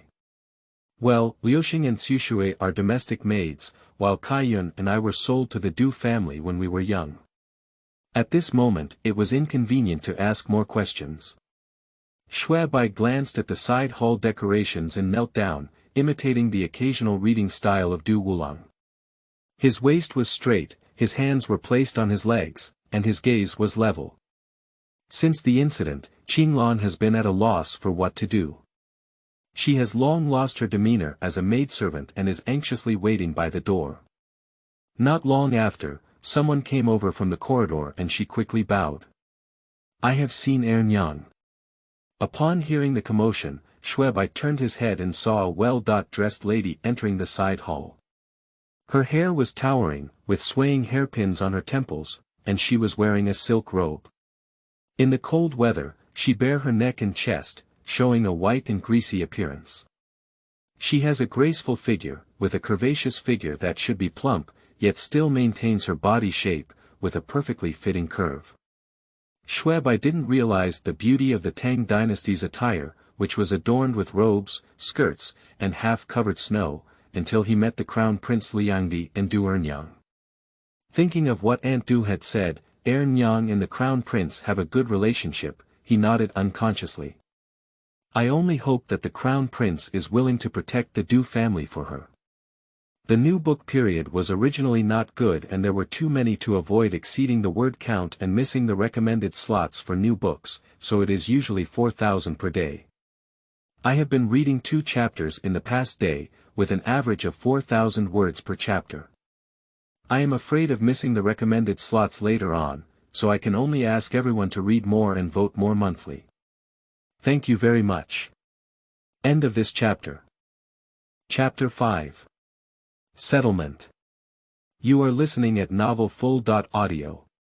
Chapter 5 Settlement. The Crown Prince's wife and concubines have 3 levels. Crown Princess, Liangdi, and Baolin. Du Ernyang and Du Xian are Liangdi, ranking 3rd in rank. In January of this year, Crown Princess Wei was forced to divorce the Crown Prince due to the Wei Jian case. Du Quan was pleased with the possibility of becoming a Crown Princess, but at the same time, he was also worried. On this day, when the Crown Prince was sent out, the maid Chu Shui hurriedly came to report, and he asked someone to bring a token and declare a great event. Du Ji knew that his eldest sister had almost sold out her dowry since marrying Lu Ji, with only 1 jade pendant left. He took it and quickly ordered someone to come in. What's the big deal? She had a premonition of something bad and shuddered, muttering to herself, like walking on thin ice, I eventually fell into a hole in the ice. She adjusted her emotions and rushed to the side hall, where she saw a young man sitting on a cushion with a calm demeanor. But when he turned around, Du Fang sensed a sense of being scrutinized. She couldn't help but frown slightly and asked, who is Xialangzi? Langzi is a nickname for a handsome young man, and adding the word Shao is her subconscious resistance to being scrutinized by Shui Bai. Shui Bai, you have received the favor of the Du family. Shui Bai said straightforwardly with a single sword, Lu Langsun. In law has sued the Du family for, falsely claiming divination, colluding with the Eastern Palace, and accusing Qingyu. The Jingzhou mansion has taken your father. Someone is manipulating this matter behind the scenes, and we have found evidence to present to the Crown Prince. Du Feng's face changed instantly, but he quickly calmed down. The Crown Prince is not here, can you show me the evidence first? Shuebai took out the draft of the paper. As Chu Shui was about to approach, Du Feng had already bent over to Shuebai to take it, and a white and greasy scene caught his eye. A faint aroma drifted by, and she slowly knelt down on the thin ball opposite her with the manuscript.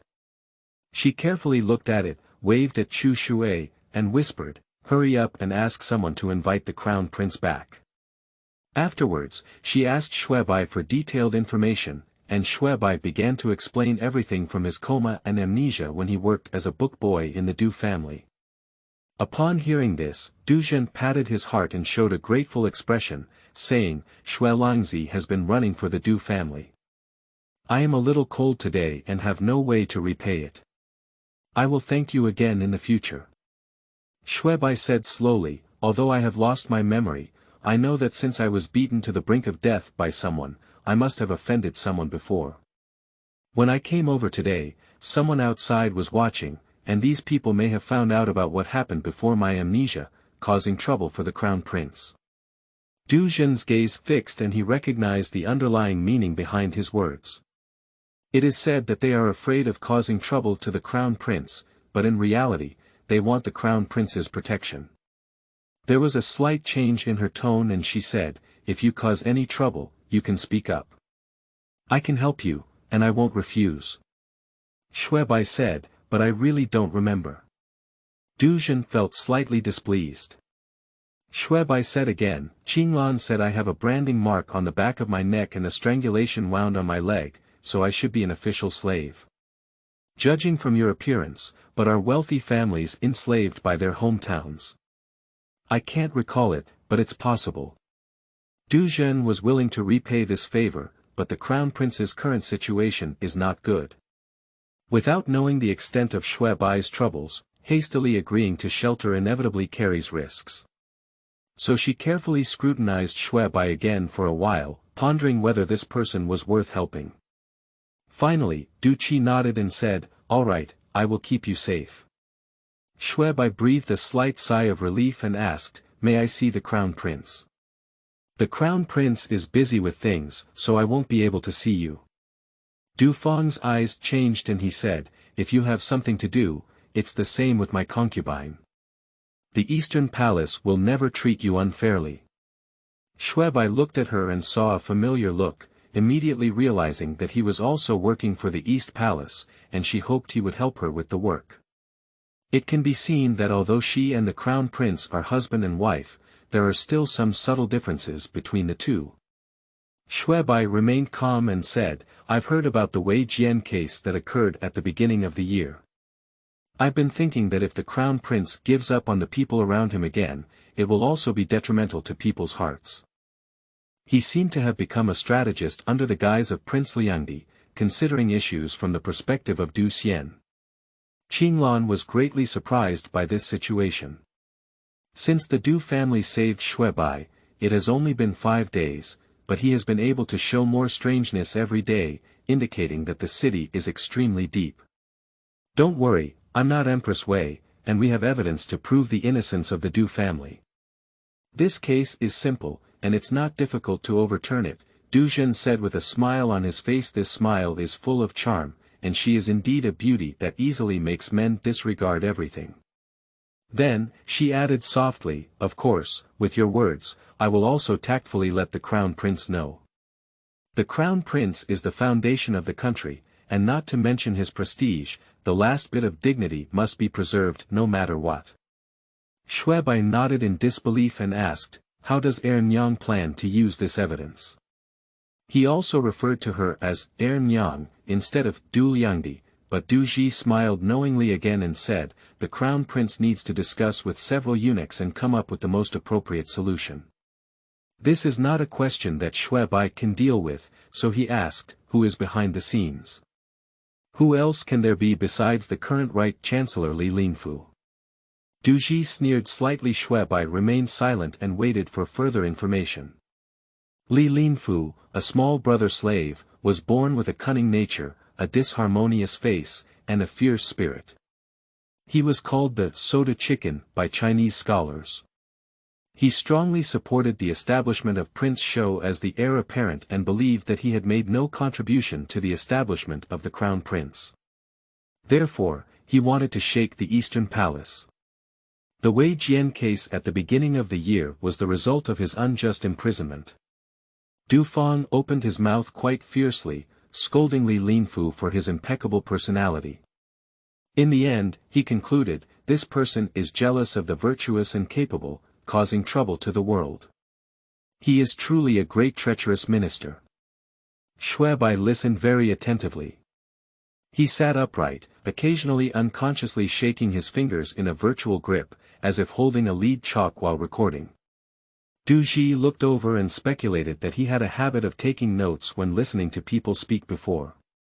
After mentioning Li Linfu, Shui Bai pondered for a moment and then asked, "Is there Yang Guizhong in the court?" After thinking for a moment, Du Fang shook his head and said, "I haven't heard of this person before. He is the brother of Yang Guifei. Yang Guifei only has 3 older sisters and 1 younger brother who died young," Du Fang said. "But this year, there came a cousin who was out of tune, a spittle pot." "A spittle pot. But there is a story to tell. If it weren't for this, I wouldn't have known about this person," Du Fang said. "This person's name is Yang Zhao. He indulges in alcohol and gambling, and is despised by his family. He had to go to Sichuan to make a living. It seems like last year, right? He returned to Chang'an from Sichuan, gave gifts everywhere, and flattered Li Linfu." At this point, she tilted her lips downwards and waved her sleeve before continuing to speak. One day, Li Linfu came out of the imperial city, with a mouthful of old phlegm in his mouth and nowhere to spit. Yang Zhao was accompanying him on both sides and quickly opened his mouth, asking Li Linfu to spit in his mouth, earning him the nickname Spittlepot. 1 soda chicken and 1 spittlepot flowed together and became contaminated. Qinglan was by the side, and couldn't help but exclaim in disgust, feeling a chill. Shui Bai was also speechless for a while.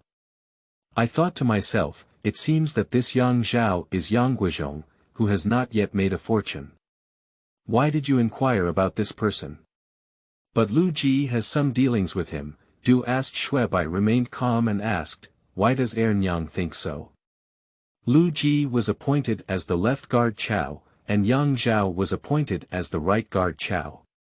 Both of them had the temperament of wanting to drown in the wine pool, and it was normal for them to have any contact. Du Ji said, are you saying? Lu Ji was introduced to Jiwen by Yang Zhao. Did the elder sister tell you that? Shui Bai talked to Du Xian for a long time last night, but Du Xian couldn't understand these characters in the court. He only said that Lu Ji never said these things after returning home. Compared to others, Du Zhu's long-term immersion in power struggles has indeed made his approach much more flexible.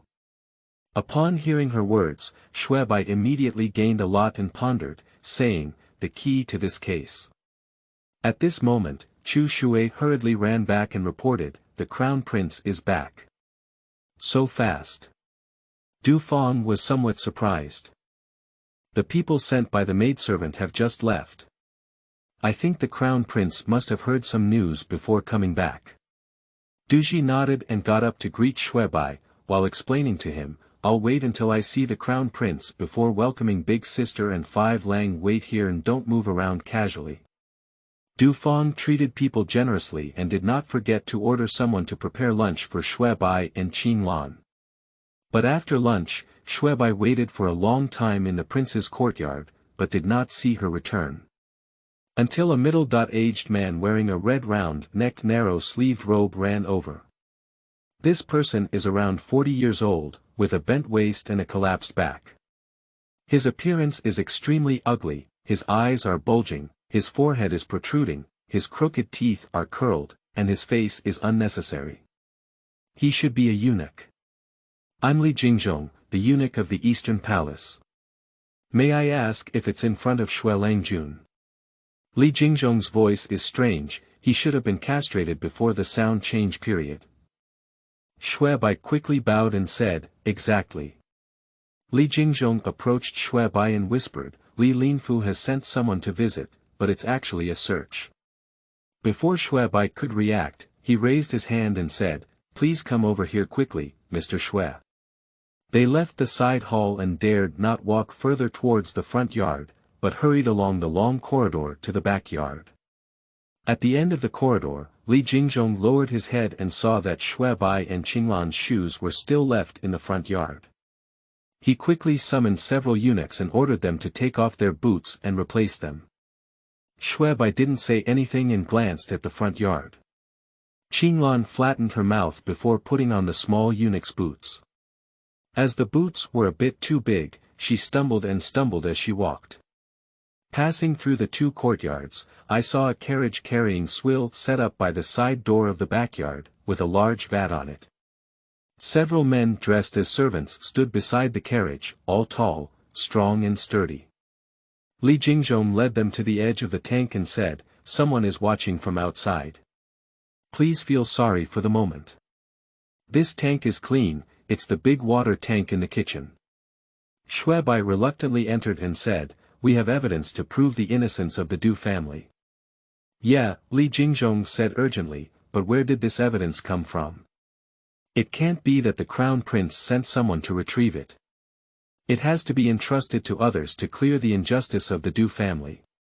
We need to hide all of you before we can use this evidence. Where are the Du siblings? I should have sent it over myself, but how can I care about it now? Someone is watching outside, and if they get caught, it may not explain clearly. Shui Bai said, did the other party intentionally force us to reveal our flaws? Li Jingzhong stomped his foot anxiously and said, don't worry, everything has been arranged. Let's go quickly, the crown prince's situation is not good. He was really anxious and reached out to help Qinglan into the jar, then came to help Shui Bai. As soon as Shui Bai entered, Qinglan saw him getting so close and quickly closed her eyes, covering her chest. Squat down. Li Jingzhong kept urging and personally picked up a round wooden cover to press it down. So, the two of them squatted in the tank and felt a bit squeezed. Under the cover of darkness, there was only a slight glimmer of light in the narrow crevices between the wooden covers. Li Jingzhong ordered outside, quickly, move the swill bucket up, tie the cover up, don't fall off. What's going on outside? You can go now. The big cylinder shook a few times, and then the sound of wheels rang out.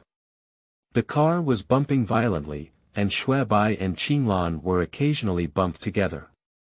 At first, Qinglan was very anxious, but gradually got used to it.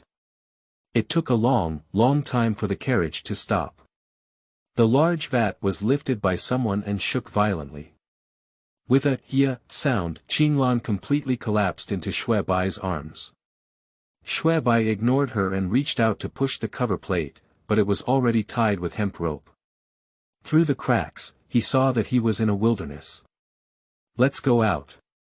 There was no movement outside, and after shaking a few times, the large cylinder was placed on the ground, making a faint rustling sound. It's like rain hitting the eaves. Shui Bai suddenly remembered many details from before, knowing that this was to bury him and Qinglan alive. He suddenly bumped into the cover above, only to open it a bit, and soon a big man stepped on it. Seeing that he couldn't push out, he quickly shouted, "Killing us is not good for your master, it will only cause trouble for him. Sha sha sha. I can give you anything you want.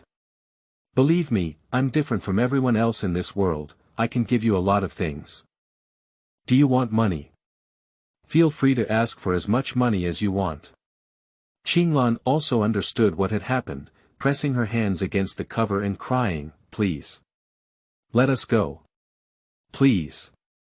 In the chaos, she suddenly felt Shui Bai's hands touching her feet, becoming even more afraid and screaming uncontrollably. "Ah! Don't do this." However, the rustling sound never stopped and gradually decreased. Finally, there was no more light in the gap between the cover plate and the cylinder mouth, and no more sound could be heard from outside. Only complete darkness remains. End of this chapter. Chapter 6. Ants. You are listening at novelfull.audio. Chapter 6. Ants. The darkness in front of me suddenly faded, and the light of the torch was extremely dazzling. Du Yan looked up and saw a fierce-looking prison worker holding a torch into the execution room, tearing off the rags from her mouth. Unfair. Du Yan shouted loudly, the Du family is unjust. Madame Du, stop shouting.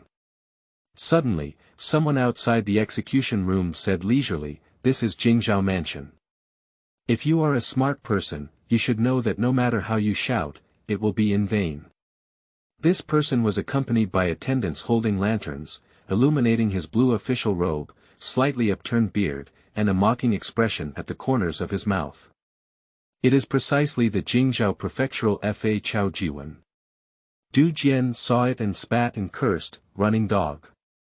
The running dog of soda chicken. Damn me, okay. Jiwen shook his head and said, damn right Xiang, no way. Pop. The prison guard in the cell immediately stepped forward and gave Du Gui a heavy slap. Jiwen then continued, I got a pseudonym today, no, it's half.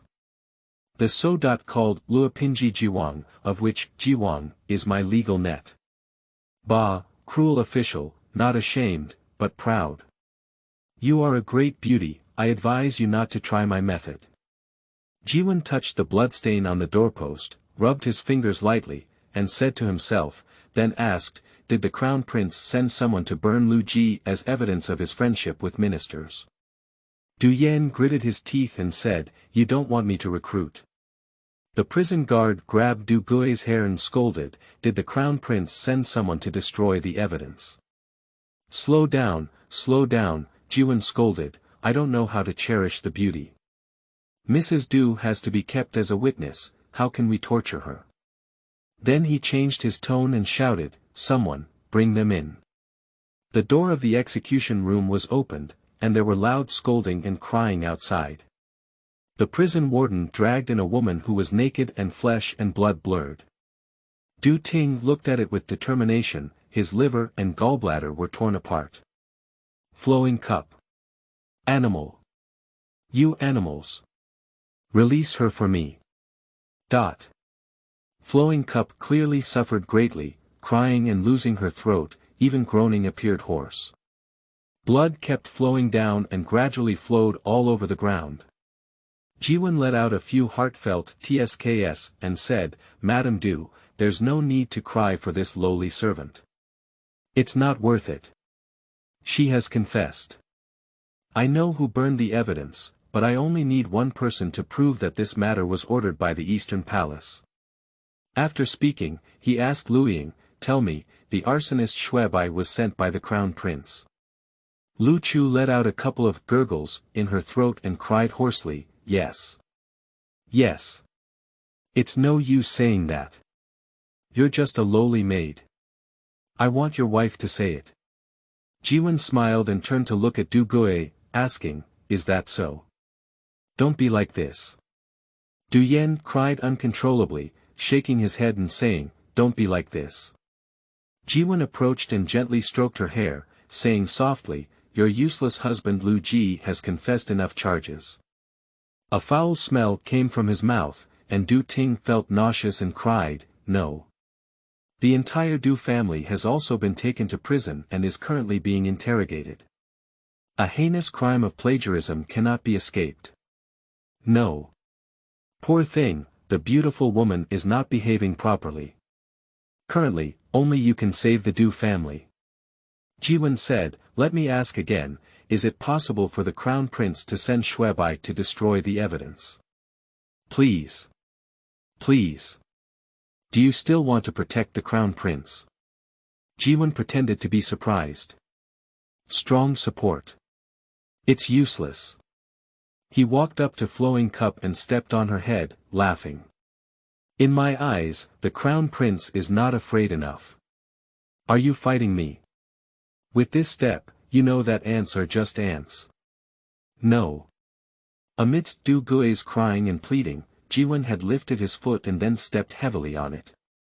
Like stepping on an ant to death. A few ants were originally hiding in their burrows to hibernate, but their homes were dug up innocently. They had to panic and crawl around a newly dug up piece of land, then re-burrow into the soil. The snowflakes were still drifting, gradually covering this small piece of new soil with a thin layer of snow. There is a large cylinder buried underground. The big vat was completely dark. Qinglan's tears had already soaked Shui Bai's front. Don't cry, you will consume too much oxygen and harm us. We are going to die.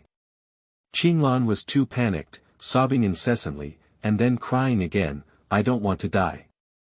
Then don't cry, don't talk, Shui Bai said sternly. Save your breath. We have. Cry again. Shui Bai said fiercely, I killed you, which can save half of the oxygen and even make you stand on tiptoe. Qinglan was so scared that she let out a hiccup. Immediately afterwards, she felt Shui Bai's hand touch her shoulder, running up her neck and caressing her face. Don't. I'm really scared. She wanted to refuse, but was so scared that she froze there, her fingers and toes tingling badly. Until Shui Bai touched her hair bun and pulled out her wooden hairpin. With her hair falling off, Qinglan was at a loss and said in a trembling voice, What are you doing? Pull aside the hemp rope. Shui Bai spoke in a hurried tone, adjusting his breathing as much as possible, and stuffed a wooden hairpin into the gap between the cover plate and the cylinder mouth. A boot is stuck in the gap. He just casually took it off Qinglan's feet and stuffed it in while the soil was not filled. Tie the large round cylinder to the wooden cover plate with hemp rope. The hemp rope is prone to slipping at the circular arc, and it is only then that he forcefully pushes the hemp rope loose. Perhaps he can pry the cover plate open slightly. After playing for a while, Qinglan suddenly said, my little finger can reach in. You pull the rope, Shui Bai said. He began to scrape the soil outside the cracks with a wooden hairpin. Compared to the coffin, the large vat is much taller. If buried in the same depth pit, the soil layer above the large vat will be much thinner than the coffin. Shui Bai was grateful that those people didn't put too much effort into flipping the large cylinder upside down. He scraped the soil around the cover plate into the cylinder bit by bit, hoping to give the cover plate some room to shake. The wooden hairpin struggled to move through the cracks, and a few grains of soil fell on Shui Bai's face. Compared to the entire soil layer above, these small grains are just a drop in the bucket. After scraping for a long time, Shui Bai's fingers were sore and he tried to forcefully push the cover. With a few rustling sounds, more soil fell down. It seems a bit loose. Qinglan exclaimed in surprise, I touched the hemp rope. With this hope of survival, both of them were uplifted, searching for a more comfortable way to exert their force, not caring about being close to each other. Cough cough. More and more soil fell into Shui Bai's mouth and nose. Cover your face, Qinglan said. In the darkness, she pushed Shui Bai away with her hand, untied the straps on her body, and handed them to him. Then, she tore off the colorful skirt and tied it to her face. After a while, Shui Bai intensified his movements and stuck a wooden hairpin between the cover plate and the cylinder port to see if he could pry the cover plate. Apply force cautiously. The cover plate has unintentionally shaken. Pull the hemp rope again, I'll pry it. Okay. Finally, they made a small gap above the cover plate. Pop. Suddenly, the wooden hairpin broke. You look. Shui Bai continued to insert half of the wooden hairpin in his hand, struggling to pry it with his fingers. Qinglan quickly went to touch the other half, her hand groping around Shui Bai's body and exclaiming happily, there's a wooden stick. Don't pull it, Shui Bai said angrily. Qinglan lightly pulled twice, hesitated for a moment, and gave up in frustration. After fumbling for a while, she whispered, I found it. We can't pry it anymore, let's scrape it. The two of them could only lift their hands and scrape the soil in the gap above, bit by bit. The soil fell all over their bodies, and they shook it off at the bottom of the tank. The progress is slow and the process takes a long time. They maintain a semi-squatting position, legs entangled, upper bodies pressed tightly together, and their hands can only wrap around each other's back to scrape through the gap above with difficulty. Every breath seems long, and my whole body feels as if it's about to break. It was clearly winter, but the tank was getting hotter and hotter, and their sweat flowed together, wetting the soil below. Gradually, the soil underneath was already very thick, and they used their buttocks to compact it. The space in the big jar became smaller and smaller. The cover plate still cannot be pushed. Shake the soil. After an unknown amount of time, Shuebai felt the weight of the soil on his body and gasped for breath. Qinglan, however, did not cooperate with Do Tuesday. She spread herself on top of him, seeming to have fainted and twitching from time to time. Shuebai's head was dizzy and his fingers were weak. In a hurry, half of the wooden hairpin fell off and he couldn't touch it in the darkness. He was tapping on the cover plate. The soil rustled down, but could no longer shake under their bodies, gradually obscuring their intertwined legs and waist. When the falling soil was about to bury in his chest, Shuebai felt his internal organs tightly clenched, uncomfortable, powerless, and unclear willpower. A sense of suffocation surged in, and he finally felt hopeless and wanted to give up. Suddenly, as if he had regained his memory, he saw some images in his mind. The carved railings and painted buildings in Pingkong Square were tightly grabbed by someone's neck, and he struggled desperately, but could only gaze into a pair of frightened eyes. It's fear. What is the killer afraid of? Afterwards, there was a momentary coma, and as he tried to recall, only the memories of Shuebai from later generations and a strong fear of death remained. Suddenly, the will to survive drove Shuebai to persevere. Susu susu. The soil falls like snow. Something cold fell on Shuebai's neck. He couldn't help but be inspired and smashed the cover plate fiercely. Bang! As if the already weak heart suddenly beats again. Bang! With a loud noise, a faint light seeped in, like grains of rice in the originally deep darkness, incredibly precious. Bang! The light, like grains of rice, was diffused and turned into a wisp of sunset. Shuebai felt a hand slowly loosening its grip on his internal organs, making him afraid to move around. He thought of the memories he had just suffocated and suddenly felt lost. I don't know if I was a teenager living in the Tianbao era, having a long dream when I was on the brink of death, or if a soul from a later generation occupied this body. Zhuang Zumengdi, is it Yi Fei? Anyway, we have to work hard to live. Shuebai was panting, his nostrils kept opening and closing, and sweat dripped onto the scattered green silk of Qinglan. Who? Qinglan was also panting, opening her eyes as if she had been completely drunk, waking up in the sunset. The sunset scattered on the spotless corridor. In front of the steps, Li Jingzhong cleared the snow from his red robe, took off his muddy boots, went up the corridor, and walked towards a side room in the backyard. The display in the wing room is simple, but it is elegantly arranged, floating with a gentle fragrance. A middle-aged man stood in front of the window, admiring the snow with both hands in front of him. He didn't wear a handkerchief, showing half of his white hair and hunched his back. Just revealing one's back gives people an endless sense of fatigue. Your Highness, Li Jingzhong leaned down and called out softly. Li Hing didn't answer and murmured to himself, flying to the east, Bo Lao, and flying to the west, Yan, Huang Gu and Ji Nu meet each other. He let out a long sigh, his white breath dissipating into the sunset, deep and helpless. Li Jingzhong's eyes showed a sense of sadness as he said, I have already settled down. The old servant has found a secluded place and will not be disturbed. Make sure to take care of her daily life and ensure that her clothing and food consumption are not in short supply. Please rest assured, Your Highness. Li Jingzhong said, it is important for your highness to take good care of his own body and not be sad and harm himself. Isn't it sad?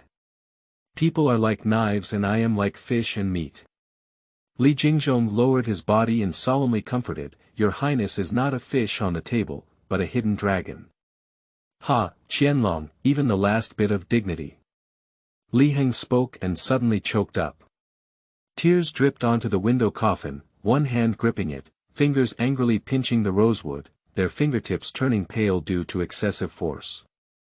He refused to give me even the last bit of dignity, forcing me to divorce my wife twice and teaching everyone how to see me. Your Highness, Li Jingzhong chuckled softly and said, Please be patient. After all, there will never be a disgrace for Prince Shou, nor will there be 3 people including the deposed crown prince who are in dire straits. Li Heng remained speechless for a moment. Li Jingzhong cleared his phlegm and his face became increasingly sad, but there was a hint of excitement in his eyes. The group of traitors today are blind and mistakenly believe that the hidden dragon is a snake. Fighting a snake will not kill them. When the hidden dragon takes off in the future, it will surely sway this group of traitors. It snows again in the evening. Snow fell on the plum branches in the courtyard, covering Chang'an city and further suburbs. In the uninhabited wilderness, a roar suddenly rang out. A small patch of snow and soil was arched up. A hand poked out of it, and then someone struggled to climb out of the soil. Like a humble mole ant. I may not be able to see this chapter in the next few days. Please follow up and ask for a monthly pass. End of this chapter. Chapter 7. Night View of Chang'an. You are listening at novelfull.audio. Chapter 7 Night View of Chang'an. In the evening, many more people were added to the prison cell of Jingzhou Prefecture. Daoist Fang Daxu used divination to plan for the Du family to establish a crown prince. After the incident was defeated, he wanted to flee. Is this possible? It's unjust. I didn't want to be implicated by the Du family before I wanted to leave the Du house. May I ask you again? Can you see that the crown prince sent someone to Du's house to discuss the destruction of evidence with Du's neighbors? What an injustice. Dare to argue and go to jail.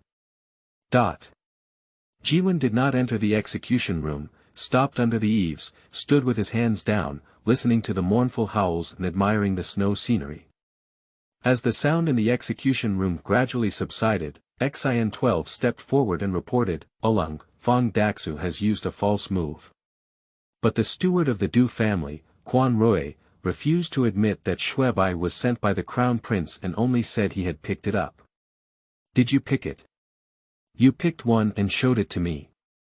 The villain will go to the trial again. Jiwen remained noncommittal and murmured, according to what that lowly maid did, he has given evidence to the crown prince, but there has been no response from the crown prince. We can still find a way to exonerate the Du family. Is this important? Jiwen said, so what about killing all the Du family? The key is the crown prince, crown prince, crown prince. Xin-12 hurriedly replied, the crown prince sent Shuebai to set fire to Lu Ji's house to destroy evidence. The evidence is conclusive, and the person is in the crown prince's courtyard. The villain witnessed it with his own eyes. I'll go see the right prime minister and directly send the right swordsman to search for him. I'll take him in one fell swoop. It's just a matter of great importance. At first, Jiwen was resolute in his attitude, but later on, he spoke in a questioning tone and asked, are you sure the person is still there? The villain had someone keep an eye on him, and he didn't see anyone coming in or out until he went to retrieve the Du siblings. Go verify, and I will prepare to meet with the right prime minister. Olung, wait a moment. Today, Xin-12 first guarded Yongxing Fang, captured the Du family siblings, and immediately returned to interrogate Lu Ying. He also needs to ask about the situation in the prince's other courtyard. When he returned to the court, his face had become somewhat solemn. He bowed to Jiwen and sang, Arung, it's not good. The crown prince's other courtyard is in chaos for some reason. Cars and horses are coming and going, and our people have been lost. Sure enough, it's not slippery. Jiwen cursed softly, but he didn't dare to make up his mind to search the prince's other courtyard.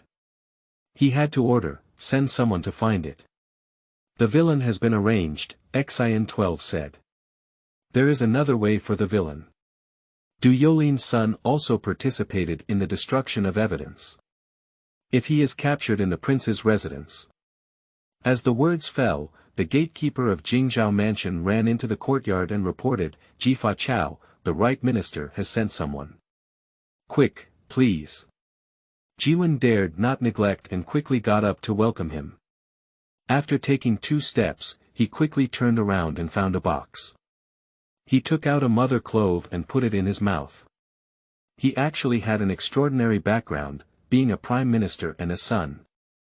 In his early years, he was summoned by a sage, but due to his severe bad breath, he displeased the sage. The emperor said, "It's a bad thing, don't use it." He almost ruined his official career and had to flatter Li Linfu. After this incident, anyone who meets an important person must contain a mother clove to cover up bad breath. Today, Jiwen also met someone who was a maid wearing a robe and named Jiaonu. Jiaonu was very beautiful, so she became one of Li Linfu's attendants. She often went out to handle Li Linfu's affairs, liked to wear a robe, and had a neat makeup. She came riding a horse and then tied the horse rope. Jiwen had already run to the front yard to greet her. The hardworking girl has gone on a trip, I don't know what the right prime minister has to say. Jiaonu was cold and proud, frowning and waving his hand to keep him away from him. As he walked, he raised his hand and crossed his hand to Li Linfu, who was not in front of him. He said calmly, "Ah Lang, how is the matter going?" Within 1 night and 1 day, this case has been investigated. Jiwen threw himself to the ground and said in a voice, "The crown prince once secretly ordered Lu Ji to make friends with ministers. Due to Lu Ji's resentment with Du Yulin, the matter was reported, and the crown prince ordered someone to destroy the evidence at Lu's house. Where are people? Ladies, please be careful of the threshold." Jiwen welcomed Jiaonu into the court and took out a few pieces of paper from the table. This is the confession of Lu Ji, which records his list of bribing ministers and exchanging gifts. This is the confession of the maid of the Du family, pointing out that the crown prince sent a person named Shuebai to burn down the study of the Lu family together with the Lu Du family. However, Jiaonu didn't like to hear Jiwen's noise. He raised his hand to interrupt his words and scolded, "Where are you? The crown prince is hiding, but as long as the Du family is convicted, the crown prince can be pursued. It's useless. Their crimes have already been committed privately by Lu Ji and the Du family, and have nothing to do with the crown prince." "Why is this?" Jiaonu said coldly, "Because the crown prince has already separated from the second wife of the Du family." "What?" Jiwen was stunned, her eyebrows raised, her eyes rolled around, and she murmured, "What a good move. Once again, the gecko will have its tail cut off and be completely removed. You react too slowly. Jiwen knows his mistake. Here it is. Secondly, we must find more conclusive evidence for the crown prince's mission to burn Lu Ji's study. These are far from enough at present. Here." Jiwen quickly crossed his hand and said, "There is a way to search for it. I was thinking of consulting with the right minister, but I just need to mobilize the right guard." After hearing this, Jiaonu nodded and said, "Just wait until I return to Alung." The hard-working girl rushes around. Jiwen personally went to the gate of Jingzhou mansion and watched as Meiji and her steed galloped away. He returned to the court and picked up the long list that Lu Ji had confessed to, reciting it softly, as if the king of hell had called out. Li Yong, governor of Beihai, Pei Duanfu, governor of Sichuan, Wang Zheng, and Su Zheng, the top scorer in the Guiyu Academy. These people may be engrossed in calligraphy, accompanying their families, or working diligently for their work. In any case, they will not feel like they have done anything wrong. But Jiwen believes they are not at all unjustified. Making friends that should not be made is a great crime of being bound to death and exiled from all walks of life. At the beginning of the year, countless people involved in the Wei Jian case died, and before this year had passed, he had another chance to revive unjust imprisonment. Ha, the ghost is blocking the way. Yan Wangye is going to work hard this year. He had a somewhat sinister smile and a flame of excitement ignited in his eyes. In the suburbs of Chang'an, flames lit up in dilapidated temples. The fire is lit up, Qinglan turned around and shouted.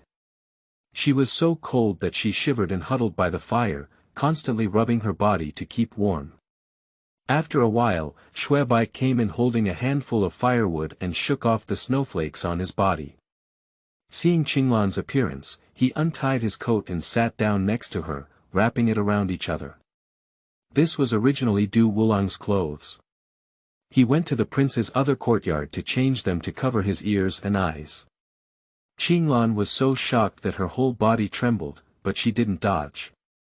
She dared not speak and cautiously stole a glance at Shuebai's profile. Shuebai seemed to sense her gaze and said, "I'm so hungry." Qinglan said, "It's clear that you only had lunch before. You've eaten quite a bit." "I only had lunch," Shuebai repeated in a low voice, shaking his head slightly. Qinglan asked, "Even the crown prince doesn't want to save the Du family. Is the Du family really finished?" Shuebai didn't answer, staring blankly at the bonfire. Qinglan knew that he was actually helpless. With such a huge matter, what could two servants do? Thinking of the fate that the Du family would face, she couldn't help but blush and silently shed tears. After a fierce cry, she wiped away her tears with the back of her hand and said, "My family name is Huangfu, and I used to be from a scholarly family. When I was 6 years old, my grandfather was involved in the case of deposing the crown prince and died with a cane. My whole family was not slaves, and like you, I have all served as official slaves." Abandoning the crown prince. Shuebai asked, "Have you already deposed the crown prince?" He looked up and pondered, finally remembering something. His lips twitched and he silently muttered to himself, "Yes, he seems to have killed 3 sons." Qinglan only heard his previous question and replied, "What is the specific situation?" "The world is very secretive, and I don't know the specifics." Qinglan shook her head and said, "I was lucky. Not long after, my wife brought me back to the Du family, and she treated me kindly." Thinking of the little things over the past 9 years, she choked and choked again. "I have been hoping to repay my mother's kindness, but I didn't expect that the Du family would be caught up in such a big case again." "Are you saying, did I defeat you?"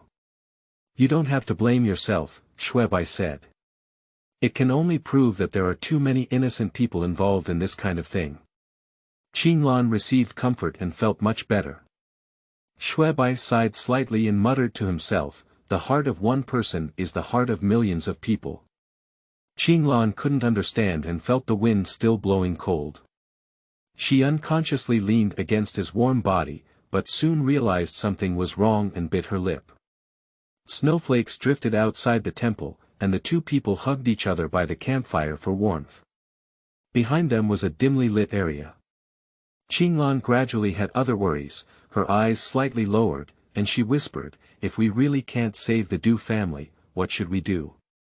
"I'm still thinking." Qinglan buried her head and hesitated before saying, "We have offended the crown prince.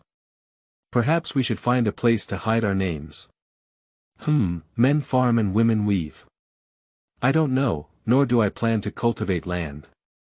"I mean," Qinglan said in a mosquito-like voice, maybe we can get married." "Why? Today you saved me, I wish." "It doesn't make sense," Shuebai said with a gentle tone and a hint of humor, "Little girl is greedy. Since you know I saved your life, you don't want to repay me, but you still want me as a person." Qinglan blinked a few times to confirm that she had heard correctly, and then couldn't help but hurriedly say, I just want to repay." "It's funny." Shuebai turned his head to look at the campfire again and said seriously, "I'm not running away. I don't want to hide and hide. But we offended the crown prince. Only the crown prince wants to kill us, not the entire government wants to kill us. Chang'an was taken aback when she saw him calm and said, just don't run away. I was just joking. The two of them stopped mentioning this topic. Chang'an felt a little annoyed for a moment, thinking to herself that this disciple was hugging her, but she was saying such things again. But on second thought, he saved his own life, but he used it to coerce him into liking him. It seems really unreasonable. She couldn't help but feel very low, thinking that Shuebai simply didn't like her, and then angrily thought that she was clearly also very beautiful. My mind twists and turns, I don't know where to go. Tell me about things in the world, Shuebai said. I don't remember well. A few days ago, Du Wulan introduced me to the customs and traditions, but something happened. Okay, Chang'an pondered, where do we start? Say whatever comes to mind. As if I were a stranger. Chang'an propped her chin with her fingers and thought for a moment before saying, I was born in the 18th year of the Kaiyuan era. That year, the sage invited officials to drink at the Huaxia Xianghui building, and my grandfather also went. The sage likes to sprinkle money on the upstairs for officials. At that time, my grandfather had just been promoted to the 5th rank and picked up a few golden Kaiyuan Tongbao, which I had seen at home when I was young. My aunt said he was so happy when he came back that he couldn't close his mouth. When I was born, he named me Xia and said, my fate is good. Throughout history, I was born in the most prosperous Kaiyuan era. During the years. As she spoke, she cried again. Finally, wiping away her tears, she said, but Grandpa is not wrong. Nowadays is truly the most prosperous era since ancient times, and even a daughter of a criminal like me has never suffered from hunger. Shuebai remained silent for a long time and replied, it's the peak of prosperity. The sky is getting darker and darker. The dilapidated temple also quieted down. Chang'an sat there holding her knees, propping her chin on her lap, thinking to herself that she should also sleep. But in such a cold day in the wilderness, should we lie down and hug each other? Or sit and sleep? Finally, she decided that as long as Shuebai didn't move, she wouldn't either. Is that Chang'an city over there? Chang'an looked up and saw the bright light rising from the sky through the wind and snow. Even in the city of Chang'an under curfew, the flames illuminated half of the night. She had never seen the night in Chang'an from this perspective before and was momentarily stunned. She couldn't help but exclaim, it's really beautiful, isn't it? Shui Baidao said, yes, such a prosperous era of the Tang Dynasty. End of this chapter. Chapter 8. Return Journey. You are listening at novelfull.audio. Chapter 8 Return Journey. In the suburbs of Chang'an, the sunlight shines on the Ba River, and the banks are lined with willow trees. After walking along the river for a long time, Shui Bai's strength exhausted. He stopped, propped up his knees and looked down.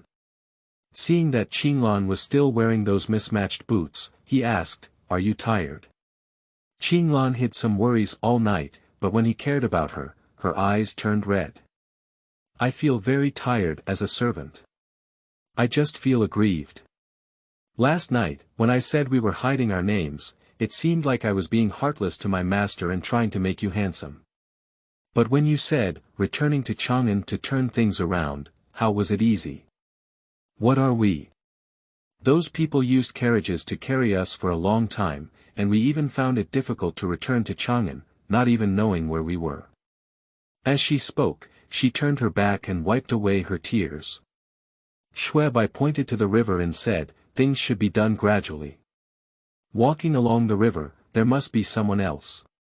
Let's find them first. Is that okay? Shui Bai was very patient and asked again, I have found someone else, asked the way back to Chang'an, pawned this fox fur back, settled it down, tidied up my mood, and said the next step, okay. Okay.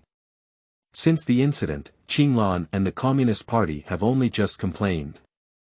Upon hearing this, she nodded and instead leaned forward to support Shui Bai, whispering, "Fortunately, you are here." Shui Bai nodded. The two of them greedily supported each other and walked upstream for a long time, finally seeing the bridge ahead. "Look!" Qinglan was overjoyed and pointed ahead, saying, "There's a small market. Do we have money?" "Yes, I have 20.6 yuan left in my wallet." Although she only had some change, Qinglan was still very happy to think of having something to eat. Shui Bai smiled and walked while looking. There is a small gathering by the official road, where the hired porters squat with their arms around the stalls selling hubing to keep warm. Next to them is a tea stall, and across from them is a carriage and horse shop, emitting a smell of horse manure. A dark-faced old man had already set up his donkey cart and was trying to lure his stubborn donkey around with straw. A few children around were laughing incessantly, running around the donkey cart and shouting, "Old Zhuangto's stupid donkey doesn't turn around." The old carriage driver had sharp eyes and immediately shouted when he saw someone coming, "Handsome gentleman and pretty female envoy, you can tell at a glance that you are a noble person heading to Chang'an. Hire a carriage. The carriage is too expensive, and the donkey carriage is just right." The children around shouted, "A donkey cart that doesn't turn around is not good. Go, go, don't make trouble with the little old man." Lao Zhuangto waved away the mischievous children and quickly rushed to Shui Bai to chat, saying, "Are you going to Chang'an? It's a long way from here. If you have to walk for 30 miles, you'll have to walk for a whole day. It's so cold at night. Oh, the shoes of the female envoy don't fit well either. How much does it cost in Dongsher, Chang'an?" "Mr. Lang is too polite when he speaks," the old man gestured and smiled, 300 yuan. "So expensive." Qinglan took out her purse and quickly covered it again. "How can we say it's expensive? I have to go back and forth for a whole day, even if I have to carry a full load of luggage, it's still at this price." Shui Bai asked, "This is the cost of chartering a car. Are there any cheaper vehicles available?" The old Zhuangto smiled and said, "Yes, Lang Junkie and other merchants can share the cost of transportation. Taking that big carriage costs 60 yuan per person." "Thank you very much, fellow villager. Let's walk along." Shui Bai said, "Who can sell shoes?" "Lang Jun is too polite, just call me Old Zhuangto." Old Zhuangto continued to be happy and pointed out, "If you buy shoes, you can get to the big market ahead, which is also 3 to 5 miles away." Old Zhuangto.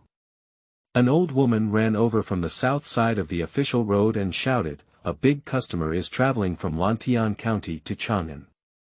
On the road, a car broke its wheels and needs to be split into half of the books to be loaded separately. Can a stupid donkey handle it?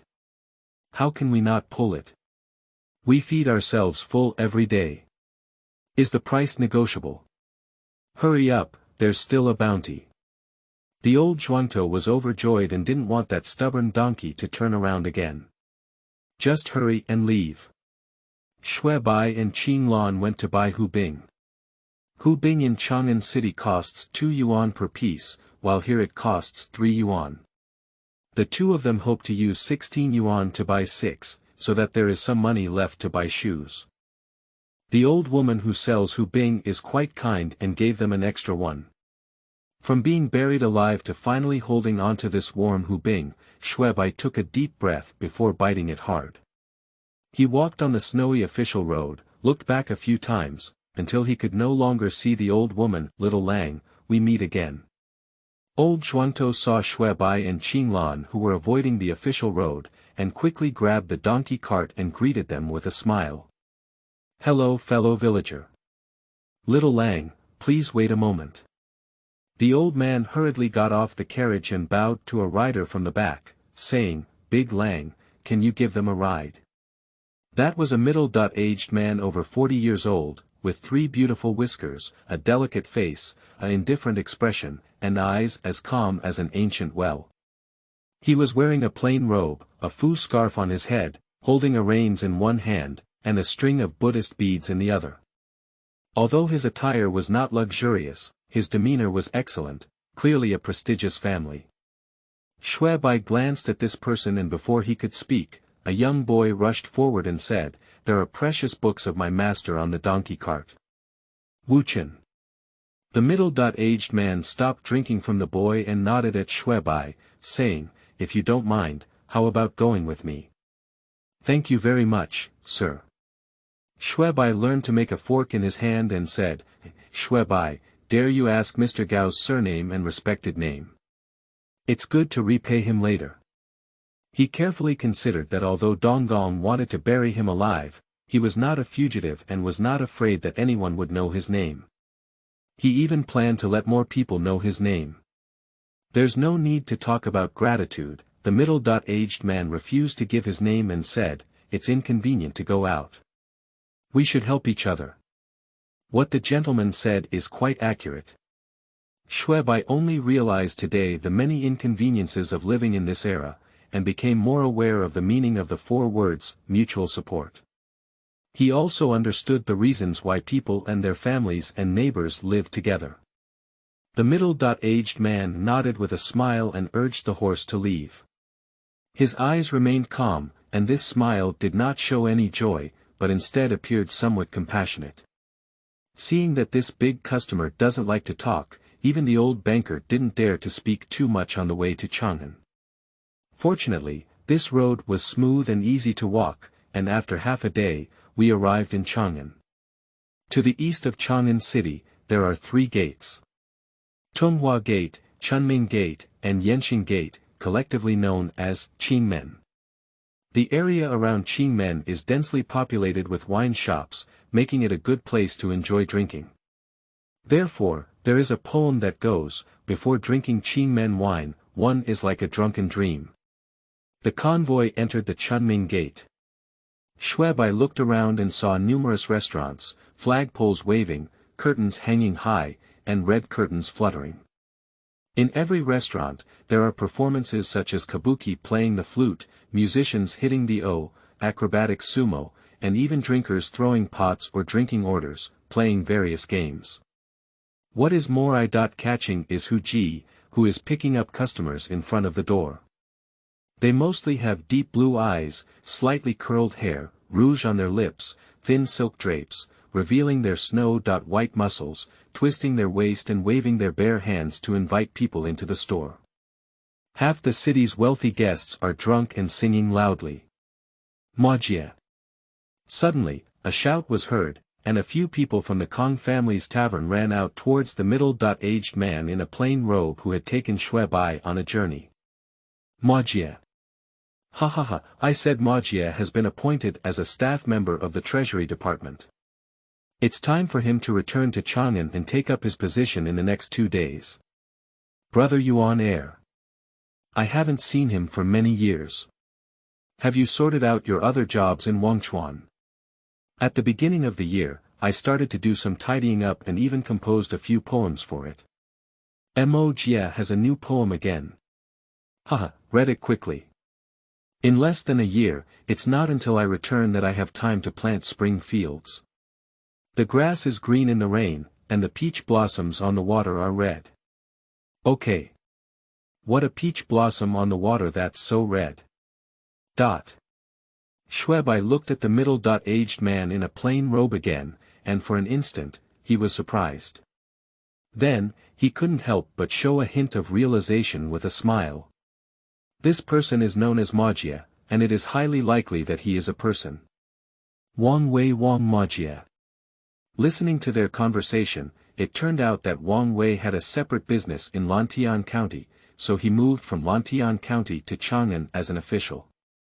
Xue Bai first thought it was so clever, and then thought it might not be because of it. With the brilliance of the Tang poetry seen today, who knows how many great poets who have left history in this Qingmen restaurant today. He suddenly raised the corner of his mouth and smiled to himself.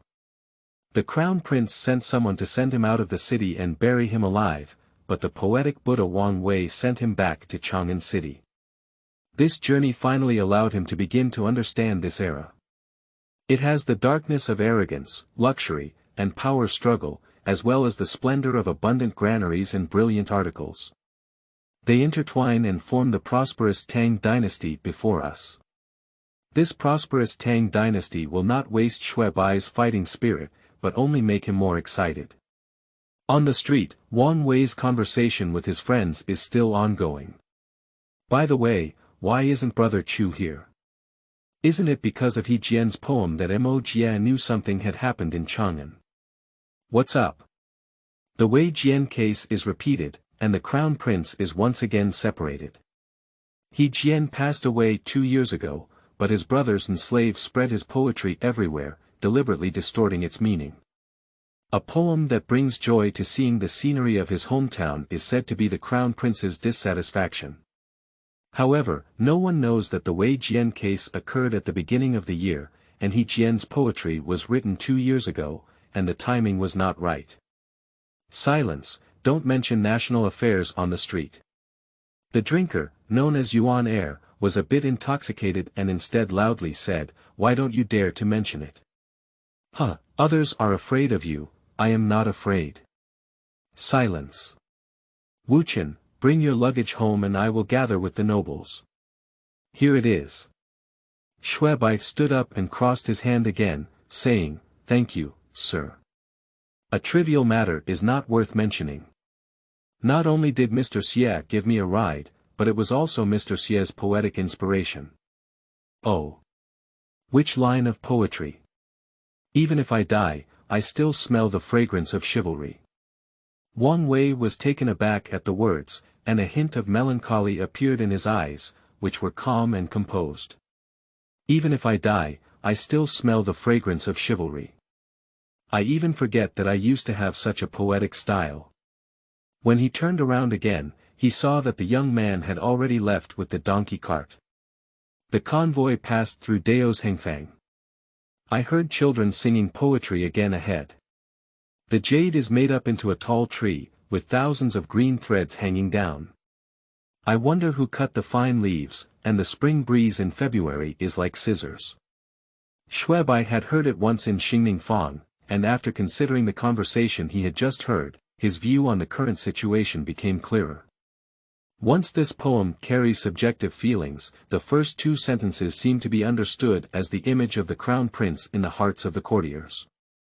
As for the last 2 sentences, it's like complaining that the sage who was more meritorious than Yao and Shun cut his branches and leaves.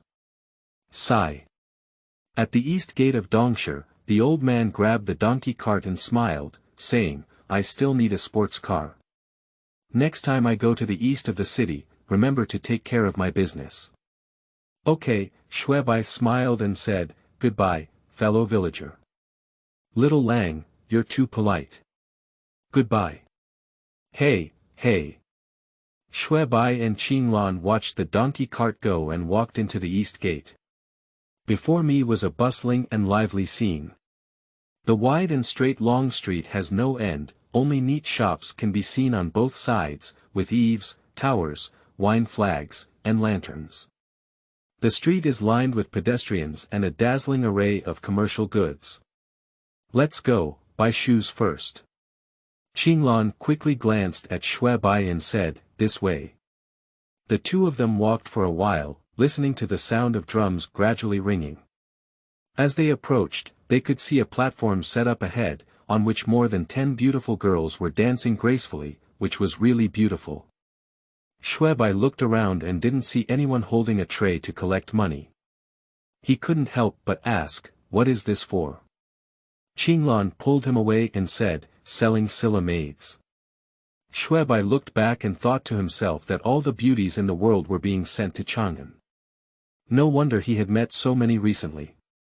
Further south, before I could see the pawn shop, I turned into a street selling food. A burst of fragrance rushed towards my face.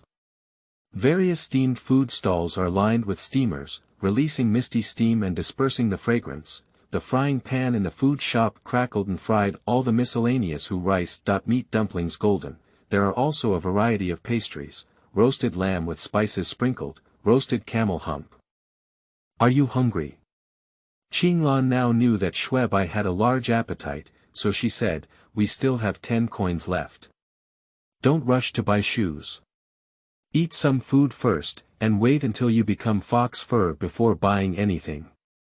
By the way, you know that the word buy something comes from the east and west markets of Chang'an. I know. What do you want to eat? How much does a bowl of lamb in a water basin cost? Mutton noodles in soup. It's just $10. I'll buy it. Shui grabbed her and said, what do you want to eat? Let's first cushion our stomachs. Well, let me take a look. Qinglan looked around and finally pointed to a stall, saying, crispy horseshoe. Then eat this first, and then eat mutton noodles in soup after pawning money. Okay. Qinglan nodded vigorously and said, when the lady made winter clothes for Wulang, she spent 20,000 yuan on just one high-quality fox skin. She also found the best craftsman in Chang'an, and with the other materials, it was worth 30,000 yuan at worst.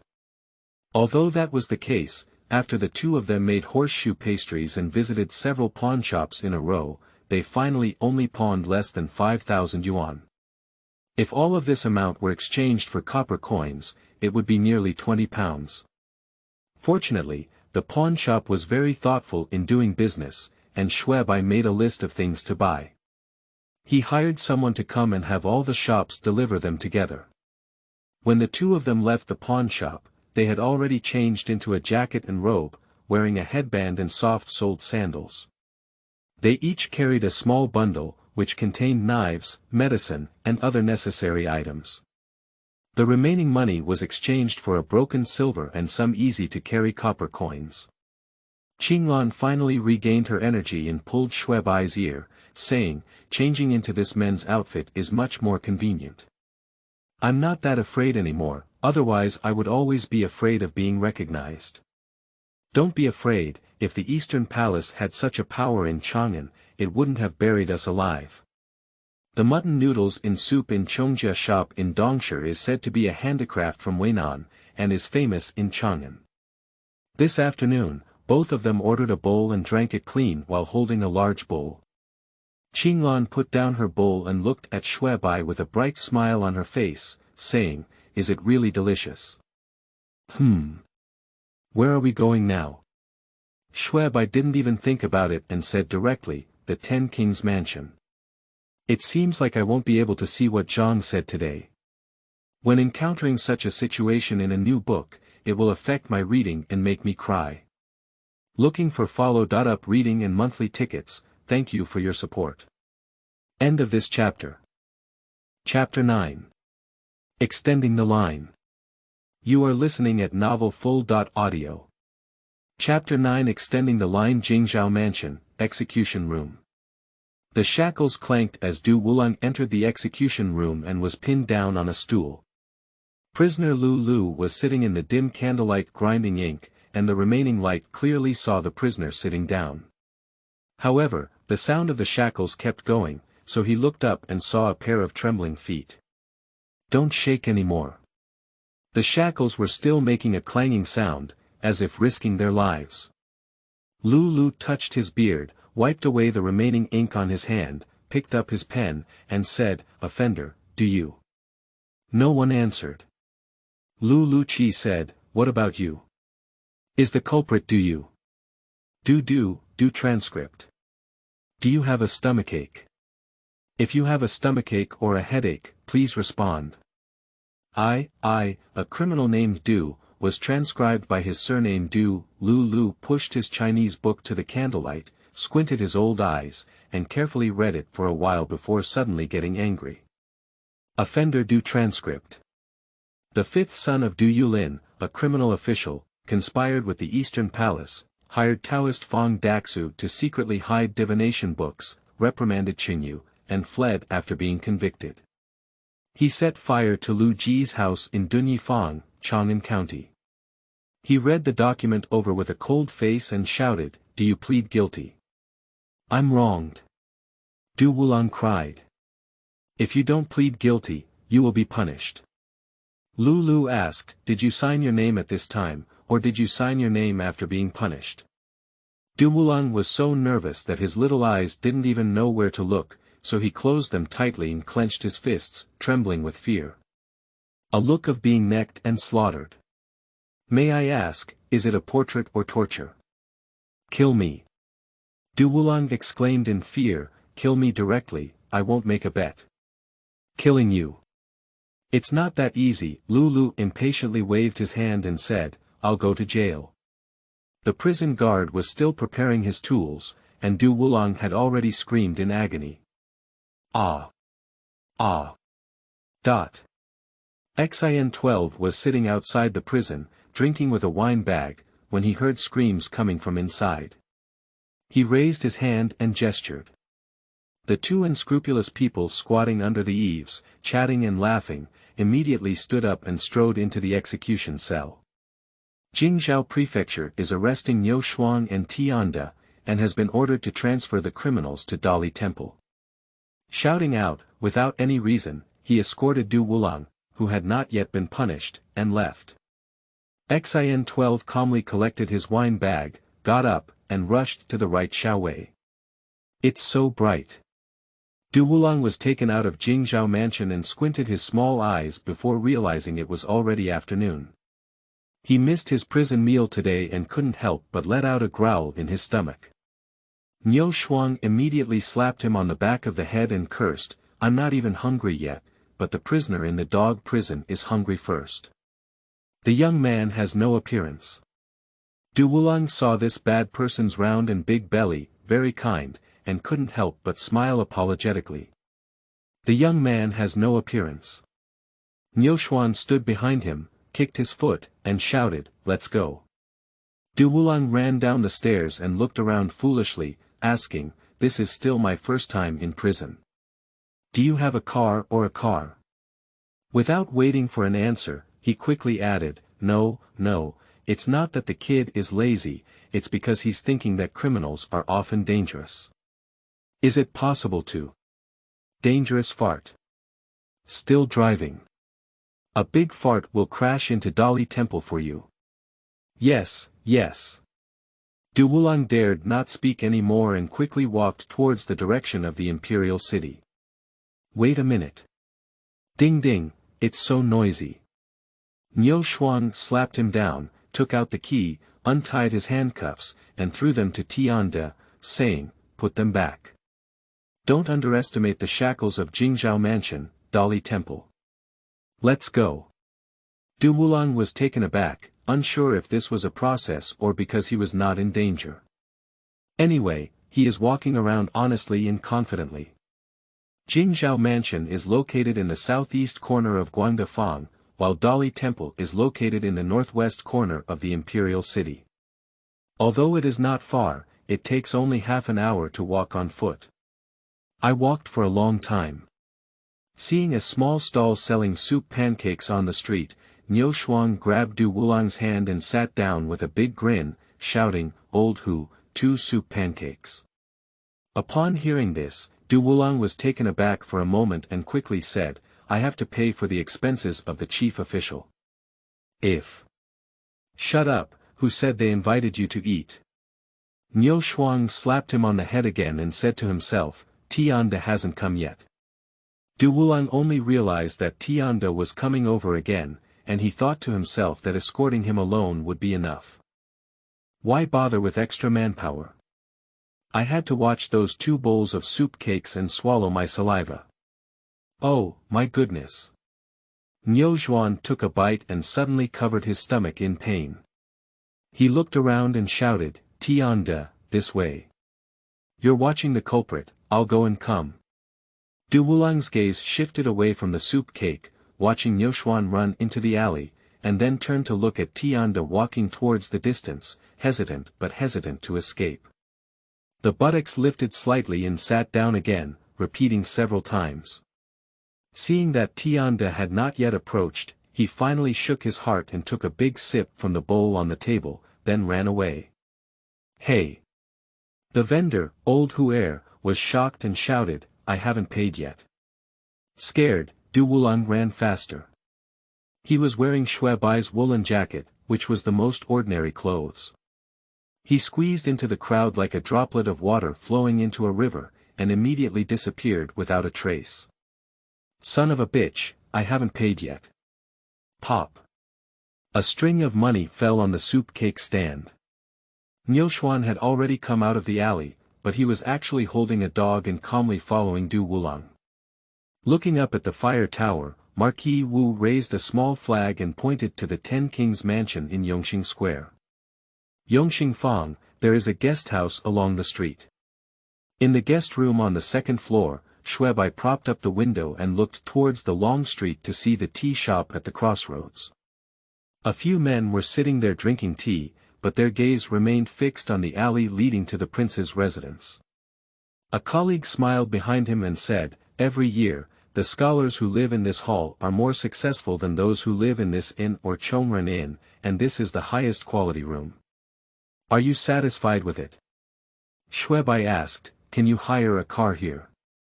There is a stable in the backyard and carriages ready at any time. Let's make it a deal, stay for 3 days first."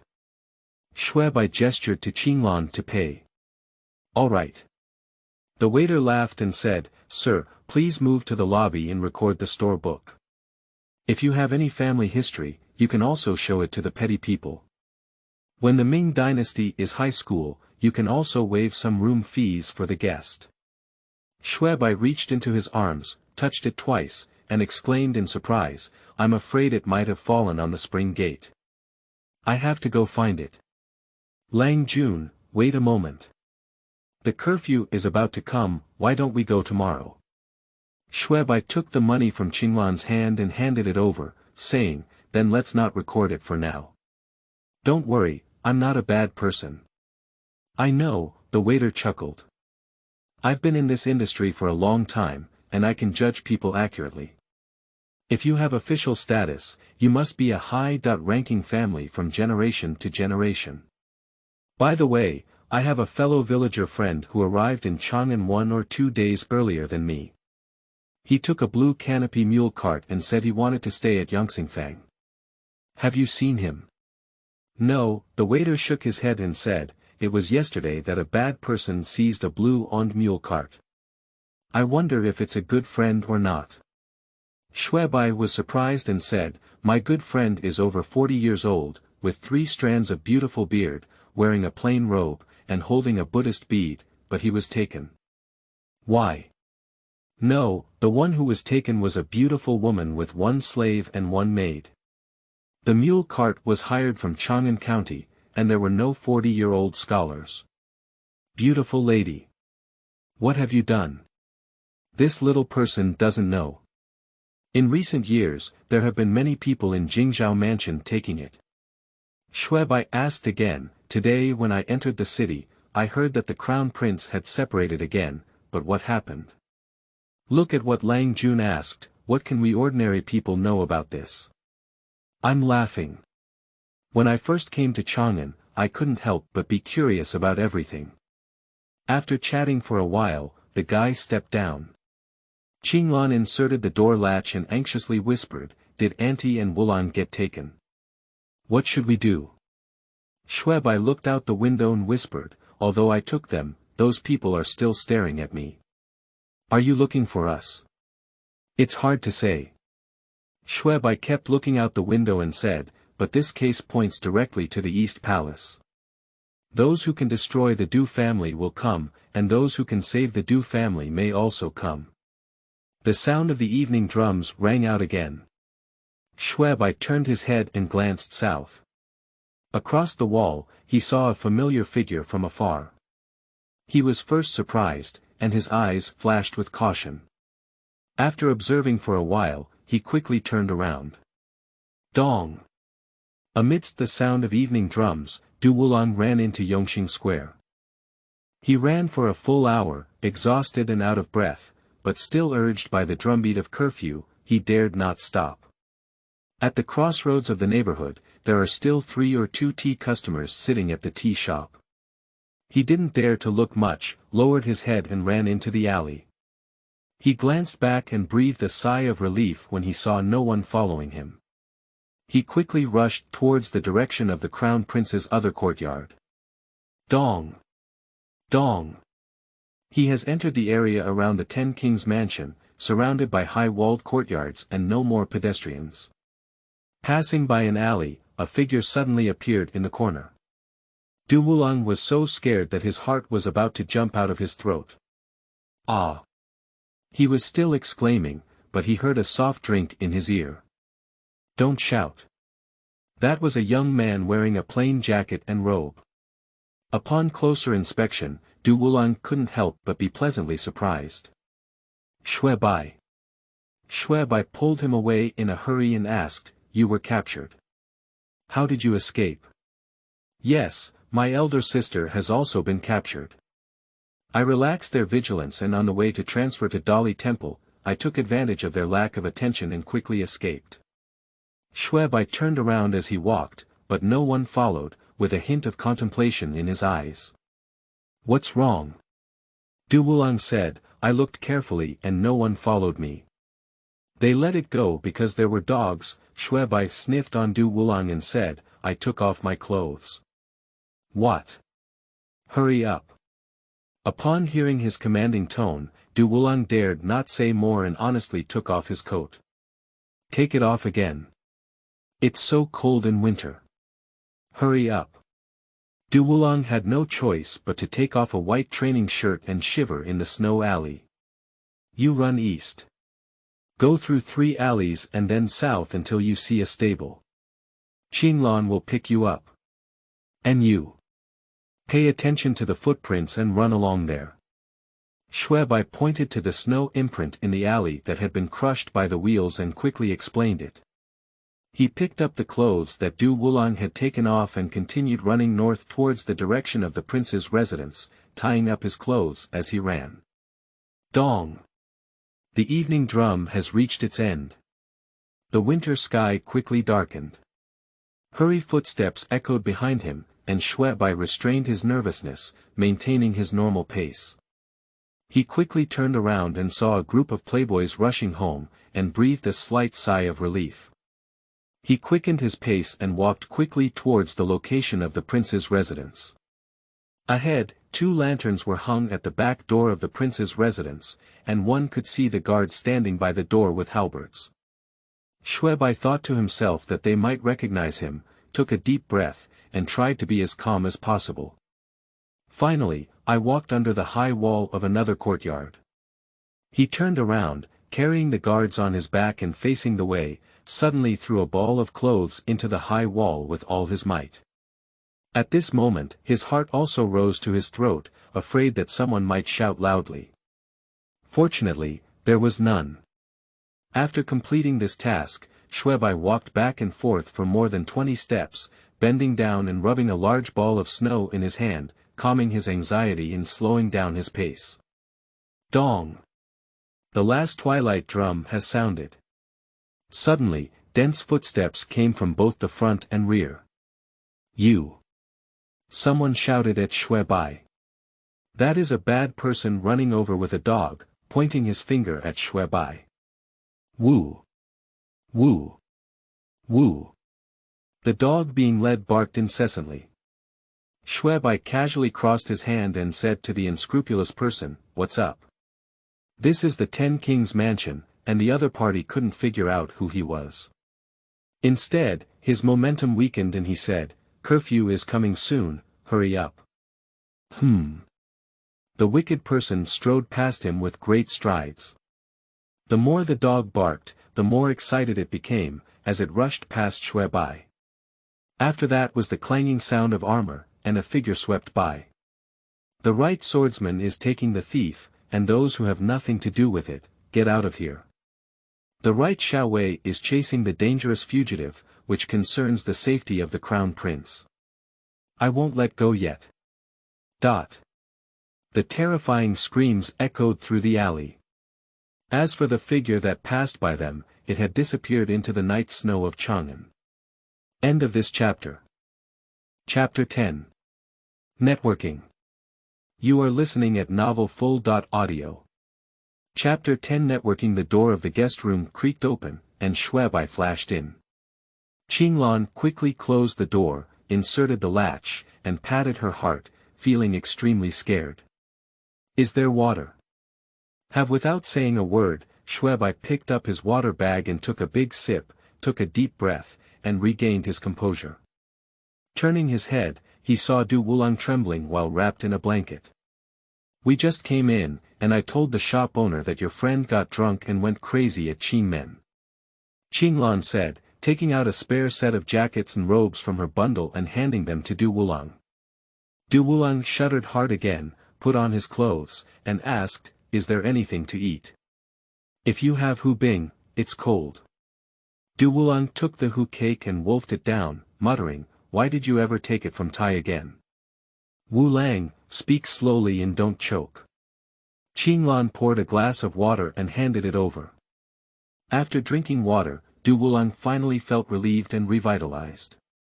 Shuebai said, "The crown prince buried us alive." Cough, cough, cough. Du Wulang was so shocked that he choked a mouthful of water into his nose. What? Shuebai and Qinglan roughly shared their experiences over the past 2 days. Du Wulang was greatly disappointed and murmured softly, "Grandpa, auntie, sister." Thinking that his family was still suffering in prison, his heart was tightly clenched. There was no candle lit in the room, and Shuebai stood by the window, looking out through the gap. From time to time, dense footsteps echoed on the street, and the light of the torch shone through the window paper, illuminating Shuebai's profile and also illuminating Du Wulang's tears. Suddenly, he fell back into darkness. "I've been thinking all day today," Shuebai said, "maybe we were wrong from the beginning." "Wrong. Focusing on the crown prince is wrong," Shuebai said. "If we want to protect the crown prince, no one knows better than the crown prince himself what to do, so he didn't hesitate to bury us alive, but we still don't understand why. The key is that we don't want to protect the crown prince, but the Du family." Du Wulang and Qinglan didn't speak, as if they were confused. "How can we protect the Du family? We can't rely on the crown prince, as he can't even protect himself." Shuebai said, "When we separate the Du family and the crown prince, I suddenly realized that the Du family's case is actually not big. It started out as a ridiculous false accusation. But with such coercion from Jingzhou Mansion, we have no way to do it. Because we were asking for right or wrong, looking for evidence, but the other party directly used their power to suppress it. Li Linfu stepped on it, regardless of whether the ants were wrongly accused. Therefore, we went wrong from the beginning. This is a path of power struggle, and we cannot use the method of investigating cases." Qinglan nodded vigorously and said, "Yes, in Chang'an City, Li Linfu is not the most powerful sage." Du Wulang exclaimed in surprise, "Should I avenge the sage? Do you have such a network? Do you have anyone who can speak for you in the palace?" "Me." Du Wulang shook his head and whispered, "No." After thinking for a moment, he whispered, "Does Shui Baiyu recognize Yang Guifei? She must be able to save the Du family, right?" "I don't recognize her. However, she is one of the people who can save the Du family, and there are several others like her, even Li Linfu. The important thing is that we need to have connections to connect with them." "Jie can come up with a solution," Du Wulang said. "She definitely didn't order the assassination of you. She's not that kind of person. We can find Jie." Shuebai said, "I know, I came here to find her, but today I heard that she seems to have separated from the crown prince." "Ah. Where is she then? Let's inquire in detail tomorrow." Suddenly, on the other side of the long street, people were once again looking up and horses were hissing, and the torches were shining brightly. Shuebai quickly looked out the window. Du Wulang was extremely frightened and huddled his neck to peek, whispering, "They're not here to search for us, are they? We're hiding here, but is it still safe? He probably won't come over, it's more important to take the opportunity to search for the crown prince's residence." So. Shoo. After a while, a tall man wearing a fur cloak rode towards the direction of the 10 Kings' mansion, surrounded by armored soldiers. One of them shouted to Marquis Wu, who was guarding the alley, Yang Kanjun, the right Xiao Wei, is here, make way. Here. It wasn't until this group of people turned the alley that the long street quieted down again. Xuebai looked at the alley entrance, lost in thought. All night long, the prince's courtyard was brightly lit with flames. But in the end, the right Xiao Wei only found a bundle of clothes. Jiwen stayed overnight at Jingzhao Mansion and only slept for 2 hours before being awakened by XIN-12. Alung, Yang Kanjun has arrived. Yang Zhao. Jiwen stood up from the small couch, rubbed his head, knowing why, and couldn't help but sigh. He and Yang Zhao both serve as the right chancellor, and their relationship is good, not to be seen outside. While wearing clothes, he said, please invite him in. During the conversation, footsteps had already sounded in the courtyard. Yang Kanjun, please wait a moment. Get lost. Yang Zhao and Ji Wen were even more indifferent as they rushed straight to the courtyard and cursed loudly, you're such a chicken tongue, a waste material that needs to be burned. You've done this foolish job and kept me busy all night. The reason why it is called Jiwen, chicken tongue, is because Jiwen has bad breath and often contains mother lilac, which is also known as chicken tongue. Jiwen was not angry either. As the saying goes, Lang Guan has a chicken tongue fragrance in his mouth, and his breath is fragrant. He assumed that Yang Zhao was calling him Lang Guan. On the contrary, he dared not call Yang Zhao a spittle pot. Don't blame Yang Kanjun. How can we live without blame? As a Hu chair was kicked down, Yang Zhao had already bypassed the screen and stood in front of Ji Wen. Yang Zhao came from a branch of the Yang family in Hongnong, and his mother was the younger sister of Zhang Yizhi, a beautiful man from the Wu Zhou dynasty. The whole family was famous for his appearance, and he was also born with a handsome appearance and a tall figure. He is over 40 years old, wearing a fur cloak with a round-necked robe intentionally not fastened, wrapped in a jade belt around his waist, and wearing high-soled soap boots. At first glance, he looks truly majestic and elegant. But as soon as he spoke, he showed a dissolute and unruly spirit, as well as a stubborn and ignorant nature. I've searched through the crown prince's other courtyards, only this broken thing, you can take it and intersect with the right side. A bundle of clothes smashed into Ji Wen's arms. Ji Wen knew the result early on and smiled, don't worry about Yang Kanjun, the task hasn't been completed yet. You think, I must have been sent to the prince's other courtyard, why can't I find it? It must be because there are other hidden ways in the other courtyard.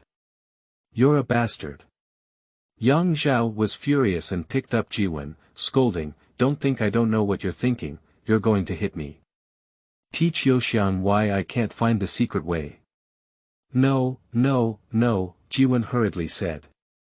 It's because the crown prince transferred someone and filled in the secret passage, so I can't find it. Yang Zhao only smelled a foul breath and felt nauseous.